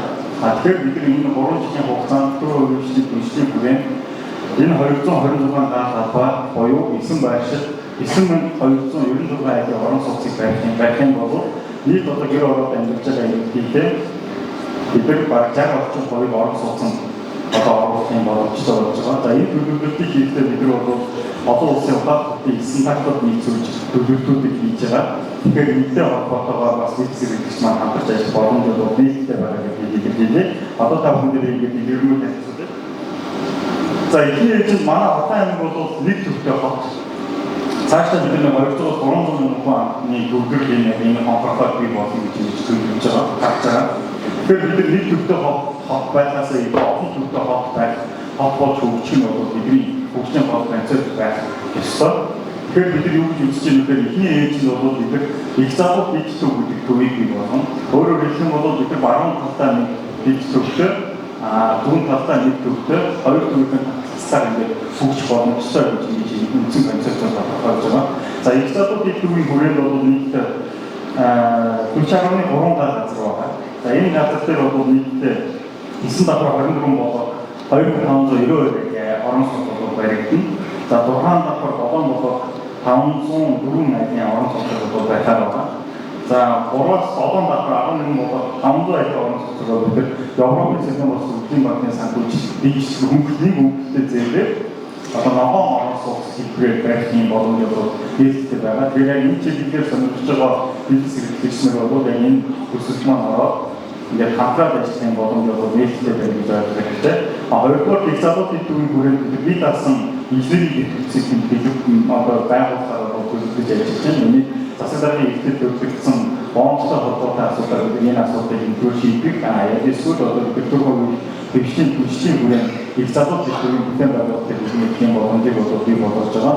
Тэгэхээр нийтдээ нэг 5,000-аас 6,000 айлын дугаарны асуудлыг шийдвэрлэх боломжтой. Сэлбэг филтр гэдэгтэй адилхан их залуу филтр гэдгийг бүтээн болгож энэ дээр нийтдээ энэ одоо 40.3 газар дээр одоо энэ орон сууцны харуултын төлөвлөлтийг бол хийж байгаа маа. За энэ төлөвлөлт бол өөрөөс сургуультай цэцэрлэгтэй бүх төрлийн үйлчлэгээ энээр төлөвлөсөн байхаар давуу талтай ийм төлөвлөлт байгаа гэдэг тавханд танилцуулъя. За дараагийн танилцуулс байшил бол энэ оюутан гүмэг засгийн урд хэсэгтэр байгаа. Одоо бол байрны асаас хасагдсан ийм хэсэг нийтдээ 4.1 га ийм байрлагч боломжтой талбай байгаа. За энэ дээр бол 5 давхар 13 болоод 520 айлын орон сууцыг илэрхийлж байгаа. За энэ маань өөрөөр хэлэх юм бол Эрдэнэт Шинжлэх технологийн төсвөр сургуулийн яг баруун гэж ойлгохтой үндсэн зүгээр. Өөрөөр хэлэх юм бол бидний 50 талбай дээр одоо энэ сургуулийг төлөвлөсөн, энэ сургуулийг дараад орж ирэх оюутан сурагчид болон багш ажилчдын байрыг илэрхийлэх зорилгоор мөн ерөөс нь төрийн авахыг одоо хөгжөлтэй нөхцөл орон сууцны хамруулах зорилгоор энэ байршил бол төлөвлөж хийж ажиллаж байгаа. За энэ дээр мөн бизнес эрхлэгч маань төвшлийн үндэсний хүрээнд хамтарч ажиллах юм боломж бол нийлдэхтэй байгаа гэдгийг та бүхэн хэлээ. Ийшээ бол энэ жил орон нутгийн төсвийн хөрөнгө оруулалтаар инженерийн шугам шилжээний бол хатагдж байгаа гэдгийг мөн онцлог үлдээе. За дараагийн нь бол сахиа ууд, оюутан бол сахиа уудын ингэр гэж ойлгох. Тэгээ энэ нь бол одоо та бүхний ойлгохоор бол бидний одоо ойлгохоор бол юу гэхээр нэг аваад байдаг шүү дээ. Тэрний яг баруун талд нь гэж ойлгоно. За энэ дээр нийтдээ 400 айлын амны орон сууц, 4 давхар 32 болоод 992 айлын орон сууц нам давхрын. За 250 хүүхдийн цэцэрлэг 1200 хүүхдийн сургуулийг ингээд төлөвлөж байна. За энэ төлөвлөлт маань өөрөө цаашдаа бидний түрүүний яриад байгаа мэдээллийн технологи, биотехнологийн одоо микрополис гэдэг энэ төлөвлөлтөд өөрөдөж явна. Энэ төлөвлөлтөд үйлдэл явахаар энэ бол тухайн микрополис оптикон бас нэг дижитал хязгаарлалтын төвийн дараа нэг дижитал төвөнд байна гэж төлөвлөж байгаа. Энэ дижитал маань цаашаа яваад эрдэнэ багтаа болоороо холбогдох ийм боломжтой гэж төлөвлөлтийг хийж байгаа. Тэгэхээр энэ дээр бол бас түрүү хэмжлэг бүрэн аж ахуйн байгууллагууд маань оролцох боломж олгох хэрэгтэй байна. За дараагийн нь бол энэ ургаачсан баг дээр байгаа эрдэнэ цэцэрлэг түрээдэн буюу наадмын талбай төлөвлөлт. За энэ дээр бол одоо нийтдээ 2 га талбай байна. Нийтдээ 4 давхар 20 болоод 320 айлын орон сууц баригдсан. За өмнөөс 5 болоод 80 айлын орон сууц баригдсан. Цаашдаа бол бидний яг энэ дээр бол хэсэг үйл батлан бол ерөнхийдөө газар нутгийн жижигтэй тэр орон сууцны хэрэгцээ маш их байдаг. Тэр бид нар бол энэ төлөвлөлтийг бол дахин хохоор төлөвлөж ажиллаж байна. Өөрөөр хэлбэл ингээд 5 давхар орон сууц биш. Одоо нам өндрийн буюу 9 давхар орон сууцын төлөвлөлтийг үлдсэн байршилтыг төлөвлөж сохтож иргэдийн утгаар авуулаад яг энэ байршил дээр дөрөв үеийн дэмжлэгийн хүрээнд хамтарч ажиллах боломжийг гаргаж ирж байгаамаа. За энэ дээр бас нэг юм зүйлийг нэмээд хэлэхэд энэ орчин төлөвлөлтөөр одоо бидний одоо саяны телефонын хэлцүүлсэн жагсан төсний хүрээнд байгаа спорт арена маань бас энэ байршилд байдаг. Тэгэхээр энэ дээр бол нэлээд ач холбогдолтой байршилтай гэж ойлгохтой. За дараа нь бол эрчим хорооллын байршил Баян цагаан баг дээр байгаа. За энэ дээр бол 20 гар талбай байгаа. За нийтдээ 5 давхар 9 давхар 550-ын 553 айлын орон сууц баригдана. За нэгээс 2 давхрын 240 айлын амны орон сууц баригдахад 5 давхар 12 болоод 520 айлын орон сууц баригдахад одоо төлөвлөгдсөн. За энэ дээр бол нохон байгууллагын цэцэрлэг хүрээнд хамт төлөвлөлтөд ингээд явж байгаа.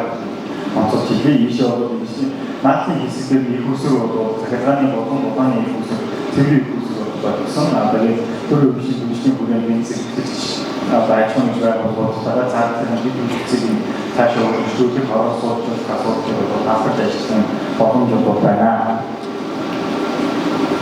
За чанармуугийн төлөвлөлт за энэ бол хийгээд явж байгаа та бүхэн харж байгаа хуучин гараж байсан байршлыг одоо дахин төлөвлөлтөнд оруулаад энэ төлөвлөлт хийгээд явж байгаа. За амны сүлжээ төслийг би та бүхэнд танилцуулъя. Энэ бол бичээсээс тань тарах төлөвлөгөөний бичээсээс тань боломжны юм төлөвлөлт нийтдээ 11.9 гаруй бодлого энэ төлөвлөлт хийгдэн. За хэсэг өргөд төлөвлөгөө бол одоо бүс шантаас боловсруулж чинь энэ төлөвлөлтийн хурлаар бол энэ асуудлыг хэсэг хийх юм бол энэ дээр нийтдээ 13 болоод 2394 айлын ингээд төлөвлөж байгаа. Нийтдээ 1200 хүүхдийн багтаамжтай сургуулийг төлөвлөсөн.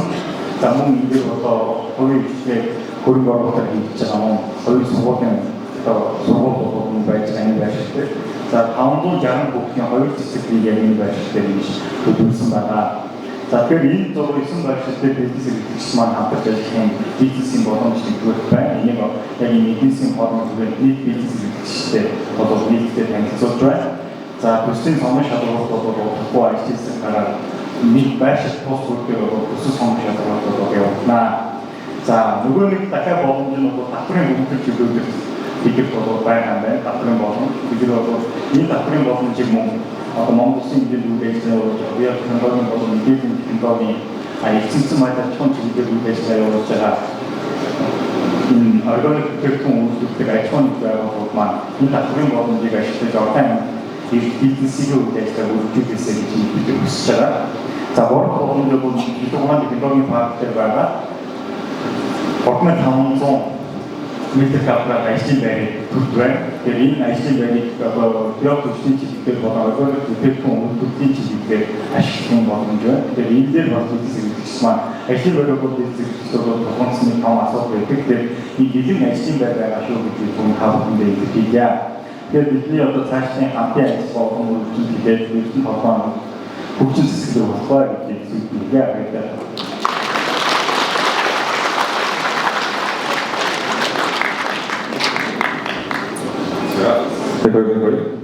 За тэр хоёулаа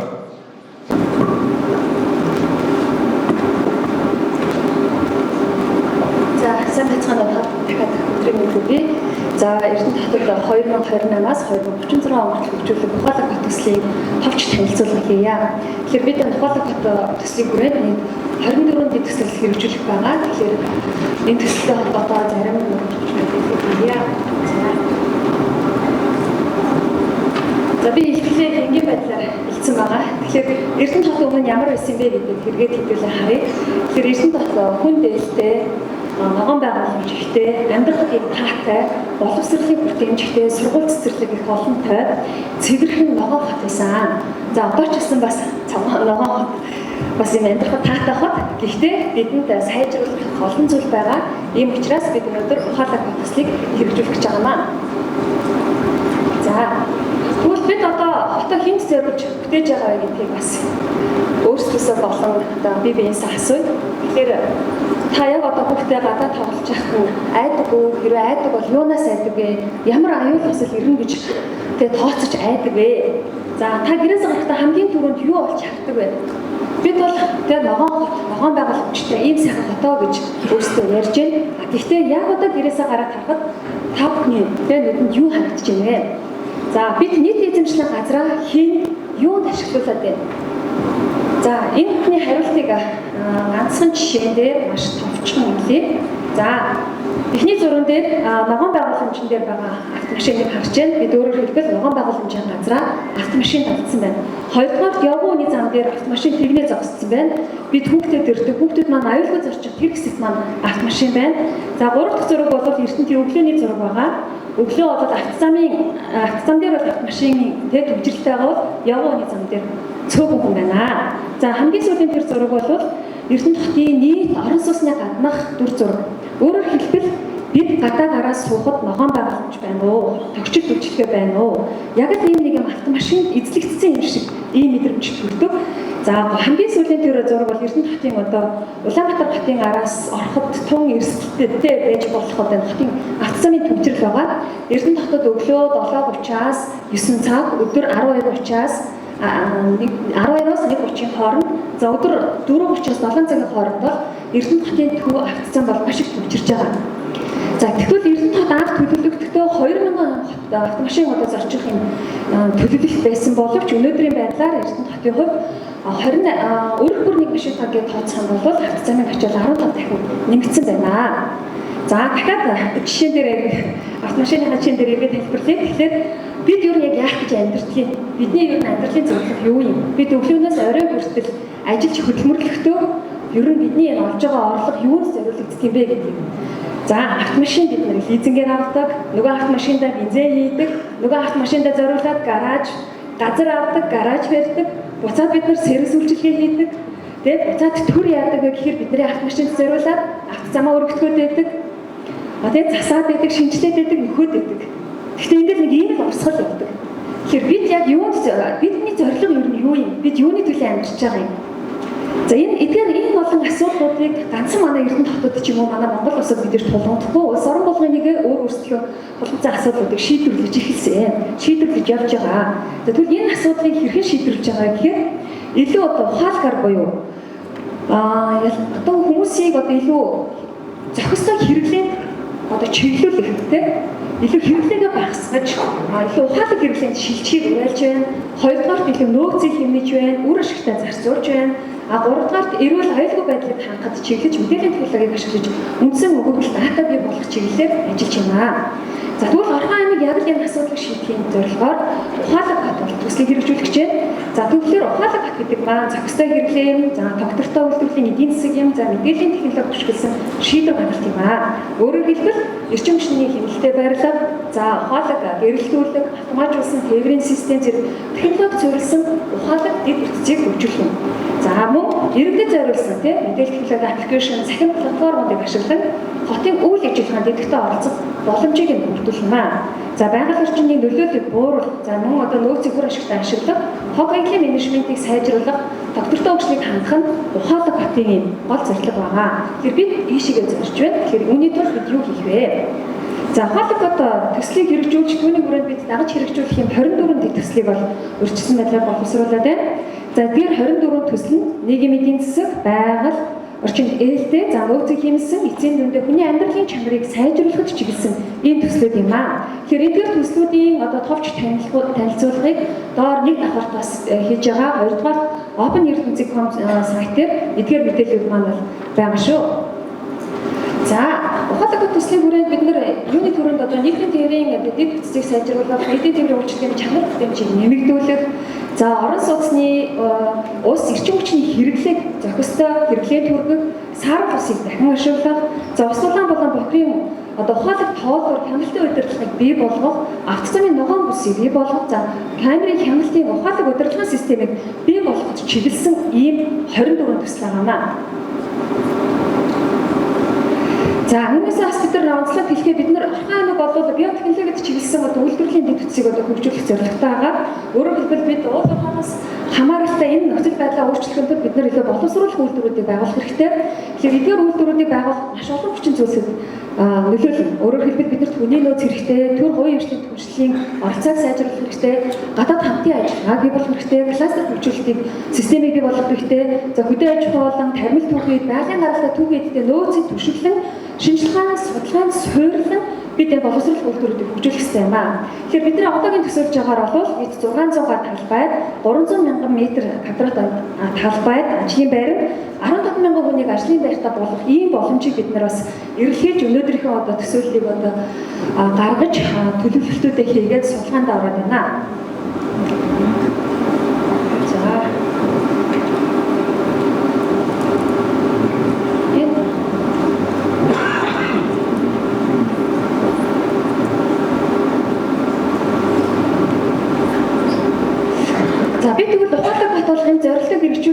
Эхлээд хотын үндсэн мэдээллийн дата санал бүрдүүлэх хэрэгтэй. За энэ мэдээллээр тулгуурлан цаашдын хөгжлийн одоо шийдлээ гаргах юм аа. За үүний тулд нийгмийн эдийн засгийн бүхий л үзүүлэлтийг хэмжих юм 450 индикатор бүхий орон зай судалгааны их хөгжлийн open ертөнц хэмээх санал бүрдүүлж байна. За ухаалаг хотын олон улсын стандартууд буюу ISO 37101 хотын доктортой хөгжил, за ISO 37106 буюу ухаалаг хотын хөгжлийн загвар, за хотын хөгжлийн амьдралын чанар, ухаалаг хот, гамшиг тесрэлтэй хот зэрэг бусад стандартууд тулгуурлаж бид нар 450 индикаторыг гаргаж байна. За open ертөнц хэмээх энэ орон зай судалгааны хөгжлийн одоо санд түшиглээд хэмэл оюуны хөгжүүлэхээр зорж байна. Тэгэхээр үүнийг хөгжүүлэхэд мэдээж яриг цаг хугацаа, хөрөнгө, хүний нөөц гэдэг олон одоо зүйлс шаардлагатай. Гэхдээ дэлхийн нийт бол энэ хэмэл оюуны дээр суурилан хөгжиж байгаа энэ цаг үед бол бид ч гэсэндээ энэ хөгжлийн чиг хандлагатай одоо зэрэгцэн ажиллахаас өөр аргагүй байнамаа. За иймд ухаалаг бот төслийг эхлүүлж open ертөнц хэмээх одоо орон зай судалгааны их сан бүрдүүлэхээр эхний судалгаа дата бүрдүүлэлт төлөвлөлт бол хийгдэж явж байна. Эцсийн дүндээ энэ цахим системаа нийгмийн одоо оролцогч талууд буюу төр хувийн хэвшил, иргэн гэдэг бүгд тухайн асуудал өмнө нь ямар байсан юм, одоо ямар байгаа юм. Тэгээ магадгүй ирээдүйд ямар болох юм, одоо ямар алдаа дутагдал байгаа вэ гэдэг бид нар эргэж санаж дүгнэж болох юм. Өөрөөр хэлбэл төрийн ой санч нэмэгдэнэ. Бид ингээд альваа шийдвэрийг өмнө нь ямар байсан бэлээ? Явцын дунд яаж өөрчлөгдсөн бэлээ? Ирээдүйд энэ маань яаж одоо хөгжиж байгаа бэлээ гэдэг энэ ой санч байгаа учраас магадгүй их маш олон үнэтэй холбоотой алдаа дутагдал гардаг. Тэгвэл open ертөнц хэмээх энэ орон зай өгөгдлийн одоо дата сан дээр бид нар илүү бодлого шийдвэрийг төрийн ой санчийг сайжруулах чиглэлээр энэ дэрэгдэл гарч ирэхэд үр дүнгийг одоо илүү ойлгох юм шаардлагатай байнамаа. За хоёрдугаар иргэд бол илүү мэдээлэлд орж эхлэн, хянаж эхлэн, оролцож эхлэн, иргэн өөрөө амьдралаа төлөвлөлтөдөгтэй адилхан Орхон аймгийн одоо энэ хөгжил цэцэглэлийн бодлого шийдвэр дээр өөрийнхөө амьдралыг хэрхэн уялдуулж яаж шийдвэр гаргах вэ гэдэг дээр иргэд бол энэ Open Ертөнц гэсэн энэ одоо платформоос илүү мэдээлэл авч иж өөрсдийн төвлөрөлтөө одоо шийдвэр гаргах ийм боломж өгч байгаа. Тэгэхээр өөрөөр хэлбэл төр илүү одоо мэдээлэл нэгтгэх цэгцлэг иргэн илүү оролцох. Гэхдээ ямар одоо харилцааны хүрээнд ямар одоо ийм шугамын хүрээнд бид илүү одоо оролцож болох вэ гэдэг маань ерөөсөө мэдээллийн ил тод байдал мэдээллийн одоо нээлттэй энэ хөгжлийн сан дээр төшөглөн шийдвэр гаргах юм. Ийм учраас Эрдэнэ хотын ухаалаг хот гэсэн одоо энэ одоо бол зорилт төслийн хүрээнд бид нар Open Ертөнц гэсэн тэр орон зай хөгжлийн дата сангуудад бүрдүүлэхээр ажиллаж байна. За, Эрдэнэ хот өглөө бас Батмүг захирлаас хэлжсэн Эрдэнэ хот Эрдэнэ төвлөрөөр бол хамтраад Эрдэнэ жишээ хэлбэл гэсэн 12 төслийг бол хэрэгжүүлэх байгаа. Тэгэхээр Эрдэнэ төвлөрийн хувьд бол 6 төслийг нь Орхон аймгийн засаг дарганы тамирын газраас 6 төслийг хэрэгжүүлэх байгаа. Тэгэхээр Орхон аймгийн засаг дарганы тамирын газраас хэрэгжүүлж ажиллах одоо ямар 6 төсөл байгаа вэ гэхээр түрүүн сольчууд дарга хэлсэн эрүүл оюунлаг хот байна. За ухаалаг хот байна, чанартай авах зам хот байна, за төлөвлөлттэй хот байна, ногоон хот байна гэдэг. Өөрөөр хэлбэл Орхон аймгийн засаг дарганы тамирын газраас эдгээр 6 төслийг бол хэрэгжүүлэхээр өнгөрсөн он Эрдэнэ төвлөрийн ерөнхий захирал болон аймгийн засаг дарга хамтран ажиллах санаа жижиг байгуулсан байдаг. За мөн өнөөдөр бас аймгийн засаг дарга 5 хүндээс 2036 онд хэрэгжүүлэх хөгжлийн үндсэн үзэл баримтлалыг танилцуулахдаа бас яг энэ ухаалаг хотын хөгжлийн чиг хандлагыг бас 5 хүндээс өглөө товч дурдсан байгаа. Эрдэнэ хотын хувьд одоо ухаалаг хот төслийн хүрээнд хэрэгжүүлэх энэ 24 дэд төслийг 5 хүн Open Ертөнц.com сайтаас олон за яг одоо бол гадаа нэг давхар төслийн бүх танилцуулгуудыг хийж байгаа учраас төслийн дэлгэрэнгүй мэдээлэлтэй бол танилцаарай. За ингээд эцэст нь ер нь яг бид яах гэж амьдардаг юм бэ? Бид нар ер нь ухаалаг хот төслийг хэрэгжүүлээд яах гэж юм бэ? Ямар үр дүн хүлээж байгаа юм бэ гэдэг дээр бас товчхон хэлье.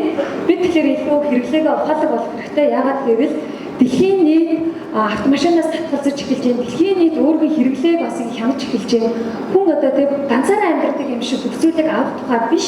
Бид хамтран амьдардаг хүрээлэнгүй орчинд бүх зүйлийг үлдээх хэрэгтэй. Ирээдүйд үр хөвгтөд үлдээх хэрэгтэй ёстой учраас бид өнөөдөр хэрэглээгээ ухаалаг болох юм аа, зохистой болох юм аа, амьдралын юм аа гэж одоо энгийн хэв шинжлэх шилжүүлэх хэрэгтэй юм аа гэдэг дээр бол олон улс орн ухаалаг хот гэдэг энэ төслийг хэрэгжүүлэхдээ хамгийн гол нь ухаалаг хэрэглээр чиглүүлж байна. Хоёрдугаарт одоо ухаалаг үйлдвэрлэлийг илүү бий болгож байна, технологи суурилсан. За ялангуяа мөн одоо иргэд тухайн орон нутгийн хөгжил илүү оролцоотой байна. Өөрсдөө тэр орон нутгийн хөгжлийн одоо шийдэл саналаа тавьж байна, бас оролцож байна, хянж байна, оролцож байна. Энэ бүх зүйл бол ухаалаг хотын гол үндсэн концепт юм аа. Ингээд хотон ногоо, за иргэдийн эрүүл бүтээмжтэй үйлдвэрлэл нь одоо байгаль орчин, хүрээлэнгүй нэг орчинд нийгэмд одоо ээлтэй, нөөцийг хэмнэсэн, дахин ашигласан, засаглал нь ухаалаг, цахимжсан байх нь ухаалаг хотын гол зорилго юм аа. За та бүхэн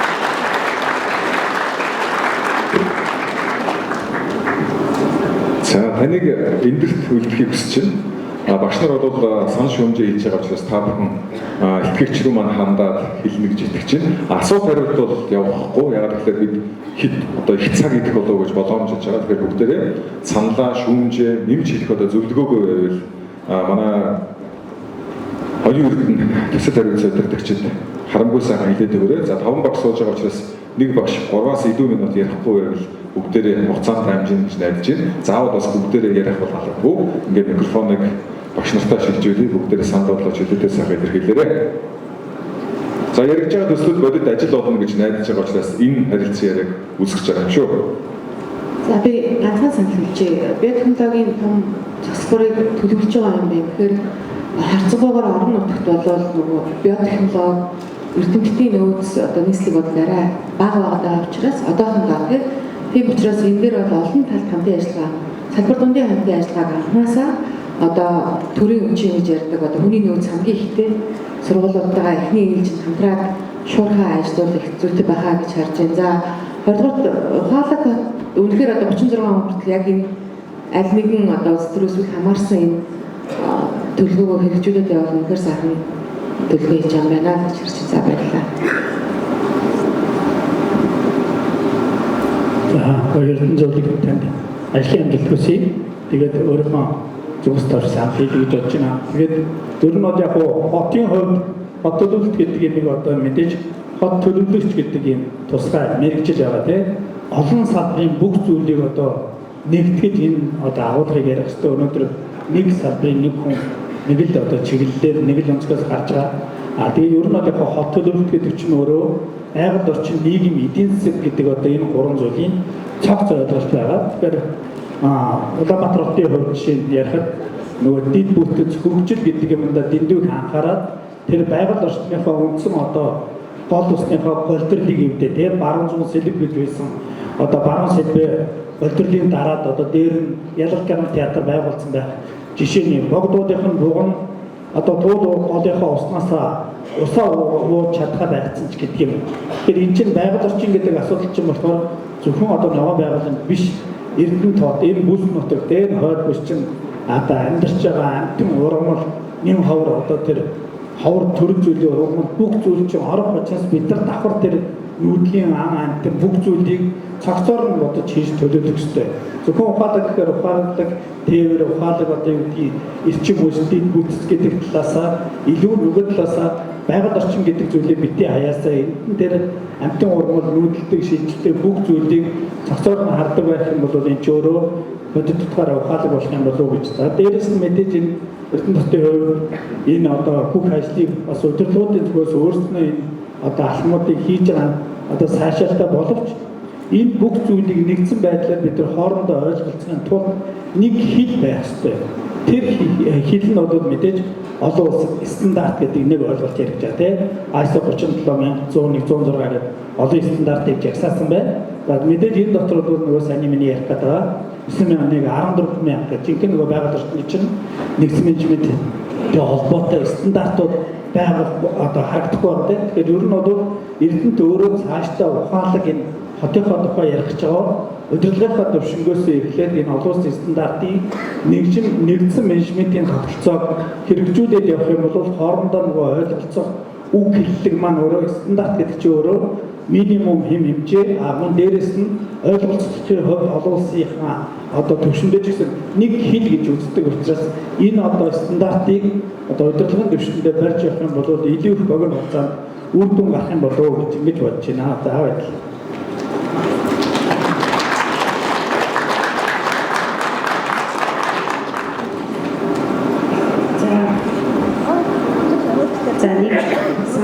За бид тавьсан баярлалаа. Би шинжлэх ухааны технологийн их сургуулийн эрдэм шинжилгээ технологи хөгжүүлэлтийн цог гэж юм байна. За тэгээд энэ төслийн хүрээнд бол маш олон төслүүдийг санал болгож байгаа юм байна. За тэгээд хамгийн ихэнд нэг үйлдвэрлэлийн тэргүүлэх чиглэлгээд за энэ чиглэлд бол за манай шинжлэх ухааны технологийн сургуулиуд мэдээж бүх одоо инженер технологийн чиглэлээр бүртгэн сургуулиудын сургуулиуд дээр сургалт судалгаа явагдаж байгаа. Тэгэхээр мөн хамтарч ажиллах боломжтой.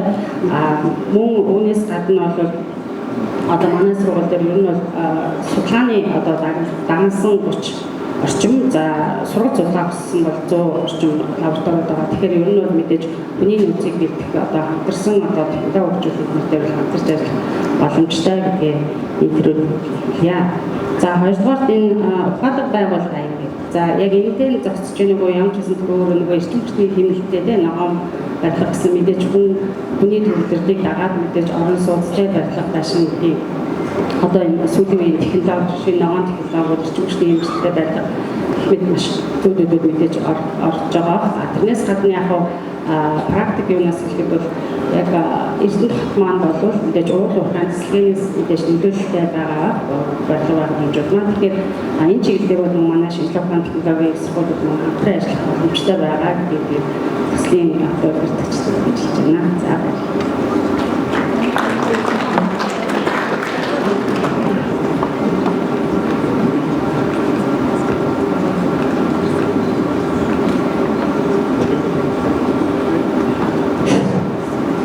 хадсан төлөвлөлт ер нь бол одоо ингээд бид нар хотын төлөвлөлт хийх явцдаа төр хувийн хвшлэл гэдэг юм байна. Уг нь бол наад олон улсын зарчимчин төр хувийн хвшил эрдэмтдийн байгууллага гэдэг трипл ойлголт.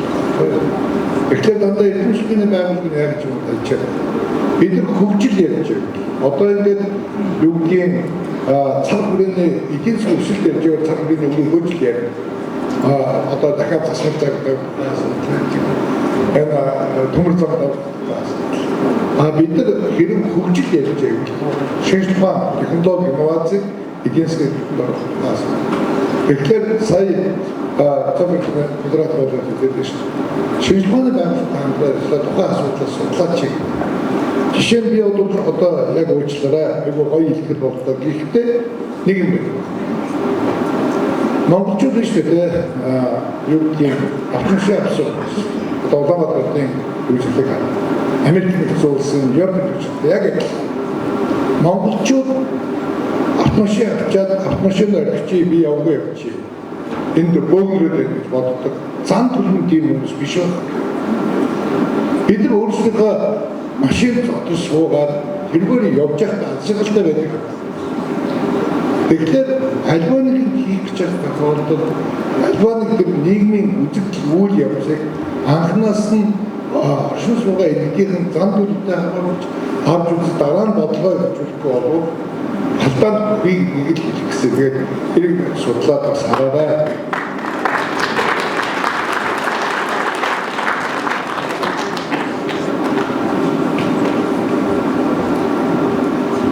Энэ цаасан дээр байгаа, тэгээд дэлгэцэн дээр байгаа ажил, бодит ажил болоход та бүхний оруулж байгаа сандууд чухал гэж бол хүндэлж байна. За ингээд дараагийн илтгэгчийг хүндэтгэлтэйгээр эндэрт өрн салъя. За дараагийн илтгэлийн сэдэв бол цэвэр агаартай хот төсөл. Энэ төслийн танилцуулгыг та бүхэн Эрдэнэт хотын захирагчийн ордогч Мөнх Далаа танилцуулгад болсон бэлэн болсон байна. Эрдэнэт хотыг цэвэр агаартай хот болгохыг хүсэж байгаа хүмүүс алга ташаал бүгдээр илтгэлээ сонсъё.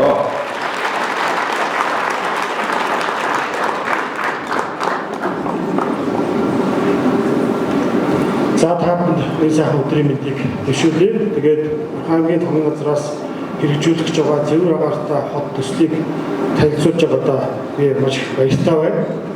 Та бүхэн сайн алга ташаалтаас бас дэмжиж харагдаж байна. За тэгээд эхлээд бид нэг та бүхнээс нэг асуулт асуучих.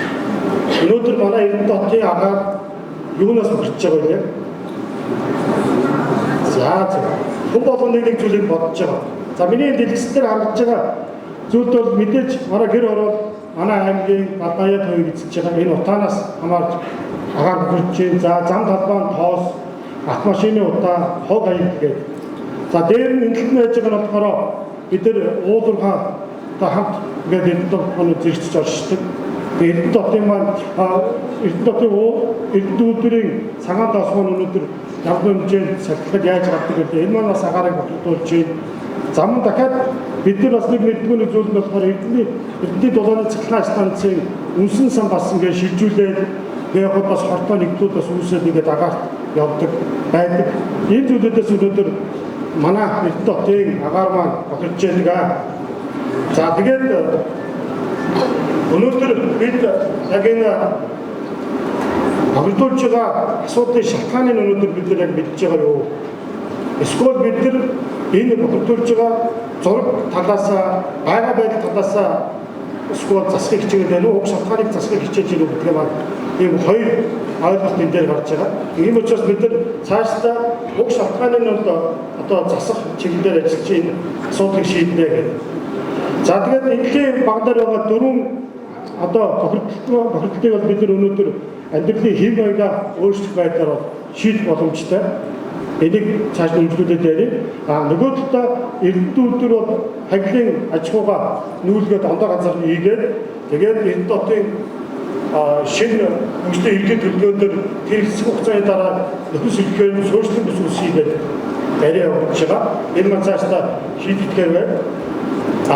Нөгөө талаараа энэ Эрдэнэтийн үнсэн сан өнөөдөр бас цахилгаан соронзон аргаар тэр хортой нэглүүдийг аваад ингээд дүүргэлтийн бодис болохгүй юу?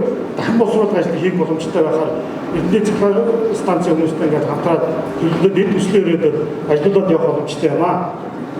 За дахиад нэг асуудал ярих нь болохоор өнөөдөр дулаан байшинтай байж цэвэр агаартай байна гэдэг.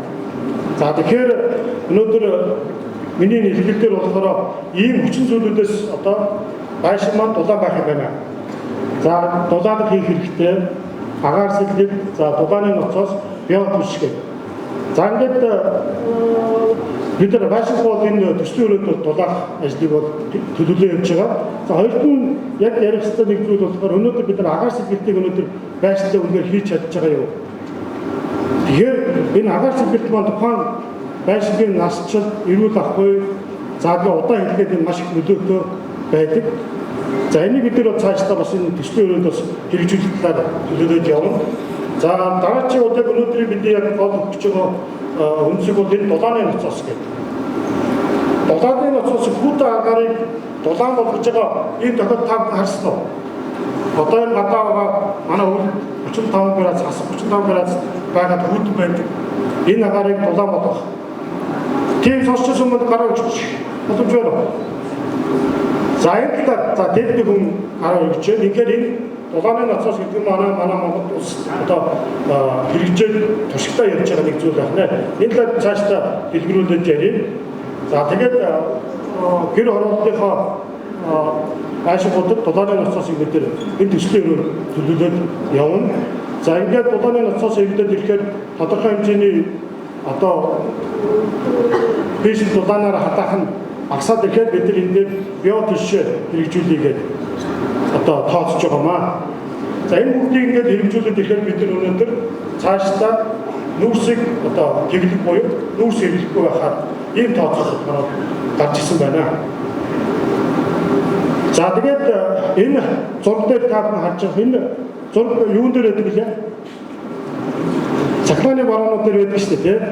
Тэгээ эндээс ингээд харахаар одоо манай бидний одоо гэр ороод 100 хэрэглэж байгаа ашиглуулын коэффициент та бүхэн харж байгаа доод 30% байна. Одоо эвтэмшний хэмжээ баг байхгүй шүү. Ингээд дээш нь хараад ирэхээр газын хадаагаар, цахилгаан хадаагаар сэргээд эрчим хүч маань 82%-аас 125% ашиглуулын коэффициенттэй харагдаж байна. За ингээд нөгөө яриад байгаа дулааны ноцоос нь та харж байна.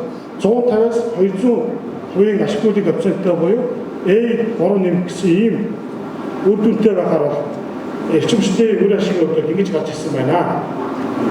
За тэгээд манай оронд хэрэгжиж байгаа дулааны их усруудыг одоо харьцуулсан юм судалгаа байгаа манай хэрэглэх боломжтой. За энэ нь болохоор энэ 6 фактороос хамаарч байна. Хэрэгжих хугацаа, аюулгүй байдал, ашиглалтын заавар, хөрөнгө оруулалт цахилгааны ачаал, эрчим хүчний нөөц гэдэг. За эндээс тэгээд жишээ аваад үзэхэд энэ газ гэдэг улаанаар байгааз. За өнөөдөр бид нар газыг хэрэглэхэд хэрэгжих хугацаа богинотой, хөрөнгө оруулалт багтаа байхаа. Гэхдээ эрчим хүчний нөөц өнөөдөр бидэнд байхгүй. За нөгөө талд нь аюулгүй бол эрсдэлтэй байхаа. Замун ашиглалтын зар өндөр байхаар эндээс ингээд хэлбэрдүүлсэн харагдаж байна. За цахилгаан хадаагаар гэхэд та бүхэн мэдж байгаа. За ашиглалтын зар өндөр, за цахилгааны ачаал даах өнөөдөр бидний тод хэрэгжиж байгаа ачаал даахад бас хүндрэлтэй эрчим хүчний систем маань энийг даахад өвлөөлөх хэцүү байдаг. Ингээд аваад үзэхэд одоо тэр голын хар хэсэг маань нөгөө бидний яриад байгаа дулаан ноцоос маань энэ бол зөв хэлбэртэй бүх одоо 6 факторуудаас ижил хэмжээтэй чиглэл гэж хамаарч байгаа нь бол энэ ихэдөө энэ дулааны их усруу нь бол цаашдаа хэрэглэх боломжтой байна гэдэг нь одоо судалгаанаас харагдаж байна. За тэгээд одоо яг нөгөө дулааны ноцоос маань яаж ажиллах вэ гэдгийг та бүхэндээ жижигхэн танилцуулга хийж. За өнөөдөр өвлийн хүүтэн боллоо. Хүүтэн агаар ашиглан хийдэг маань энэ өөрөө их усруу маань хязгааргүй, дээр нь үнэгүй. Тэгэхээр энийг яаж ашиглах вэ гэхээр эхлээд одоо энэ тойр бисгэмээр дулаан дамжуулагч маань ирэх ёстой. Тэгэхээр хамгийн ихний энэ цэнгэр хэсгээр нөгөө хүүтэн агаараар дулаан дамжуулагчаа хүүтэн уур болгочих. Ингээд хүүтэн уураа энэ цахилгаан компрессороор даралт ингээд нэмээд өгөхөөр нөгөө хүүтэн уур маань даралтанд одоо халаад ингээд хадун уур болоод 80 градус хадун уур болоод явна. За ингээд энэ эргээд нөгөө хэрэглэгчийнхаа халаах хэлбэрүүдээ бүгдийг халаагаад уцаад ингээд шинэ дэдүүдэд шилжээд иймэрхүү байдлаар уцаад ингээд хүүтэн уур байдлаар ингээд ийм цикл дотор ороод ихээр халт маань тухайн одоо орчныг бол халаах боломжтой болж байгаа. За тэгээ энэ төхөөрөмж нэг айлд хэрэглэхэд бол 5 сая төгрөг нэг удаа хөрөнгө оруулалт чинь. За нэг жилийн ашиглалтын зардал 2 сая төгрөг байхаар ингээд тооцож байгаа. Энэ бол нөгөө нүүрс төлөөсөө хамаагүй хямдхан байхаар ийм нэг зүйл өнөөдөр та бүхэнд танилцуулж байна. За тэгээд мөн одоо дулаан цэвэр агаартай байхын тулд байшингаа дулаан шаардлагатай би та бүхэнд хэлжсэн. За энэ бол цэвэр агаартай байх суур үндсэн болоод явж байгаа дулаан байшин. За тэгээд энэ дээр ингээд байшин одоо энэ орон сууцны хувьд болохоор агаараас илбэл төвийн дулаалга гэж байж байгаа. Тэгэхээр орон сууцны энэ гадах басаадын ингээд дулаалахад одоо 2% хэмнэлт 20% хэмнэлт гарахаар тухайн зардал хэмнэлт нөхцөл тухайн айд өрхөд. Тэгээд Эрдэнэтийн шишман технологийн парк дээр Эко бодог компани өнөөдөр энэ бодог хэлбэртэй дулаан тусгаарлах материалыг хийгээд ингээд туршаад явж байгаа. Тэгэхээр иргэдөө товчондоо ихэд бид нэг 7 жилийн өмнө шахуу босоодоо бүгдийг бодсон тийм тэр шиг яг нь дулаан тусгаарлах материалаар босоодоо боддог гэсэн. Тэгээд дээр нь болохоор энэ болохоор хөгжлийн үзэл баримт за брэнд хотын хэмжээнд нэмэх хот маань бас өнөөдрөө сэргээх ийм ачааллалтай ийм транспорт материалууд байгаа. Энийг та бүхэнд бас танилцуулж. За мөн одоо бид нар ногоон байгууламжгүйгээр өнөөдөр дулаан энэ агаар цэвэр агаар гэж ярих бол ямар ч боломжгүй. За ногоон байгууламж маань өнөөдөр ингээдээс харахад ийм үр дүнтэй 6 ийм чиглэлийн ийм үр дүнтэй байхаар байгаа. Тэгээ энэ төслийн өрөөнд бид нар орон сууцныхаа болон гэр хорооллоо ногоон байгууламж нэмэн за мөн бас зам харгуудаа бас ногоон байгууламж нэмэн. За эргээд энэ ногоон байгууламж маань дахин босуулалт буюу нөгөө био төслийн маань түүхийд болохоор байгаад байгаа. За тэгээд түрүүн бас хэлтүүлээр гарч ийн хог хаяглаас хамаарат бид нар маш их агаарын бохирдол үүсэж байгаа. Та бүхэн мэдж байгаа яг одоо бидний баруун тал баруун урд дээр нэлээд утаа гараад байдаг шүү дээ. Тэр маань манай Эрдэнэт хотын хог яг нь байг шатчаад яг тэр бид нар Латвилийн агаар булаагүй шууд бөөнөр нь буцах учраас нөгөө хогмон доороос ахуулаад ингээд шатланд ороод байж байгаа. Тэгэхээр энэ чиглэлээр одоо бид нар одоо бас энэ төлөвлөгөөнд оруулаад ингээд ажиллагаад явна. Нөгөө хогоо ангид нь ялгана за мөн одоо иргэдээ бас ойлголтуудыг зөв ойлголт дадлыг эзэмшүүлэх хэрэгтэй. Өнөөдрийн бидний яг энэ одоо миний хэлбэрт орсон бүх үйл ажиллагаа бол иргэдтэйгээ хамтарч хийн. Энээс бол ганцхан төр хийхэд бол үнэхээр бас ачаалттай хүндрэлтэй байдаг. За хамгийн сүүлд нь та бүхэнд өнөөдөр нэг яригдах ёстой бас түрүүн хяналтын хэсэг нь гарч ирсэн. Одоо хөлөмжийн хийн менежментийг өнөөдөр бид нар хөлөмжийн хийн менежментийг нэвтрүүлэх шаардлагатай байна. Одоо манай аймгийн хэмжээнд та бүхэн гэдэг 10.4 гэсэн тоог харж байгааз манай Эрдэнэт хоттой хөлөмжийн боловсролтоор ийм жид ногдох хэмжээ энэ бол уулын оруулаагүй. Тэгэхэд доотлолны энэ Монгол улсын дундаж эдгээр дунджаас манай аймаг өндөр байгаа. Тэгэхээр энэ юунаас харж ирэхэд та бүхэн харж байгааз хөдөө аж ахуй хаягдал автомашин эрчим хүчээс хөлөмжийн маш их ядарч байна. Уулынхаа оруулаагүй тооцоо юм байгаа байхгүй. Тэгэхэд одоо нөгөө Парисын эзэн зорилт төвшнгөөс зорилт төвшин 2.5 байхад манайх 4 дахин их. Энэ маань эргээд нөгөө бид нар цаашдаа хөгжихэд энэ одоо шийдвэр экспортыг 2030 онд бид нар хөлөмжийн хийгээ багасгах тохиол экспортыг хязгаар нь 20-50 гэдэг шийд байгаад байгаа. Эндээс хамаарат бид нар одоо экспортыг хязгаарлахыг ч үүсэхгүй байхгүй. Ийм учраас энэ чиглэлээр бид нар тодорхой нэгж байгуулаад тэгээд энийг араас үүсгэж байгаа цаг болсон байна гэдгийг бас энд хэлэх хэрэгтэй байна. За тэгээд нийтдээ 24 төсөл одоо энэ цэвэр агаартай хот төслийн үеийг хэрэгжих байгаа. Ингээс та бүхэн харж байна. Энэ 24 төслийг бид нар өнөөдөр хэрэгж чадчихад бид нар өнөөдөр цэвэр агаартай хот гэдгийг одоо Монгол улсын хэмжээнд хийх боломжтой болно. За хамгийн сүүлд ийм чиглэлд энэ бидний бүх үйл ажиллагаа хувь хүчтэй байгууллагууд төр ингээд хамтарч зүтгээд ингээд бид нар зохион байгуулалт хийгээд өдөр талаас орчиж шийдэл нэх боломжтой байна. Энийг хамгийн сүүлд хийхэд одоо хэрэгтэй байна.Ээс ганцхан төр дээр бүх юмыг өгөөд байхад хэцүү байдаг. Ингээд та бүхэн тийм манай хардаас бас таарна байлаа.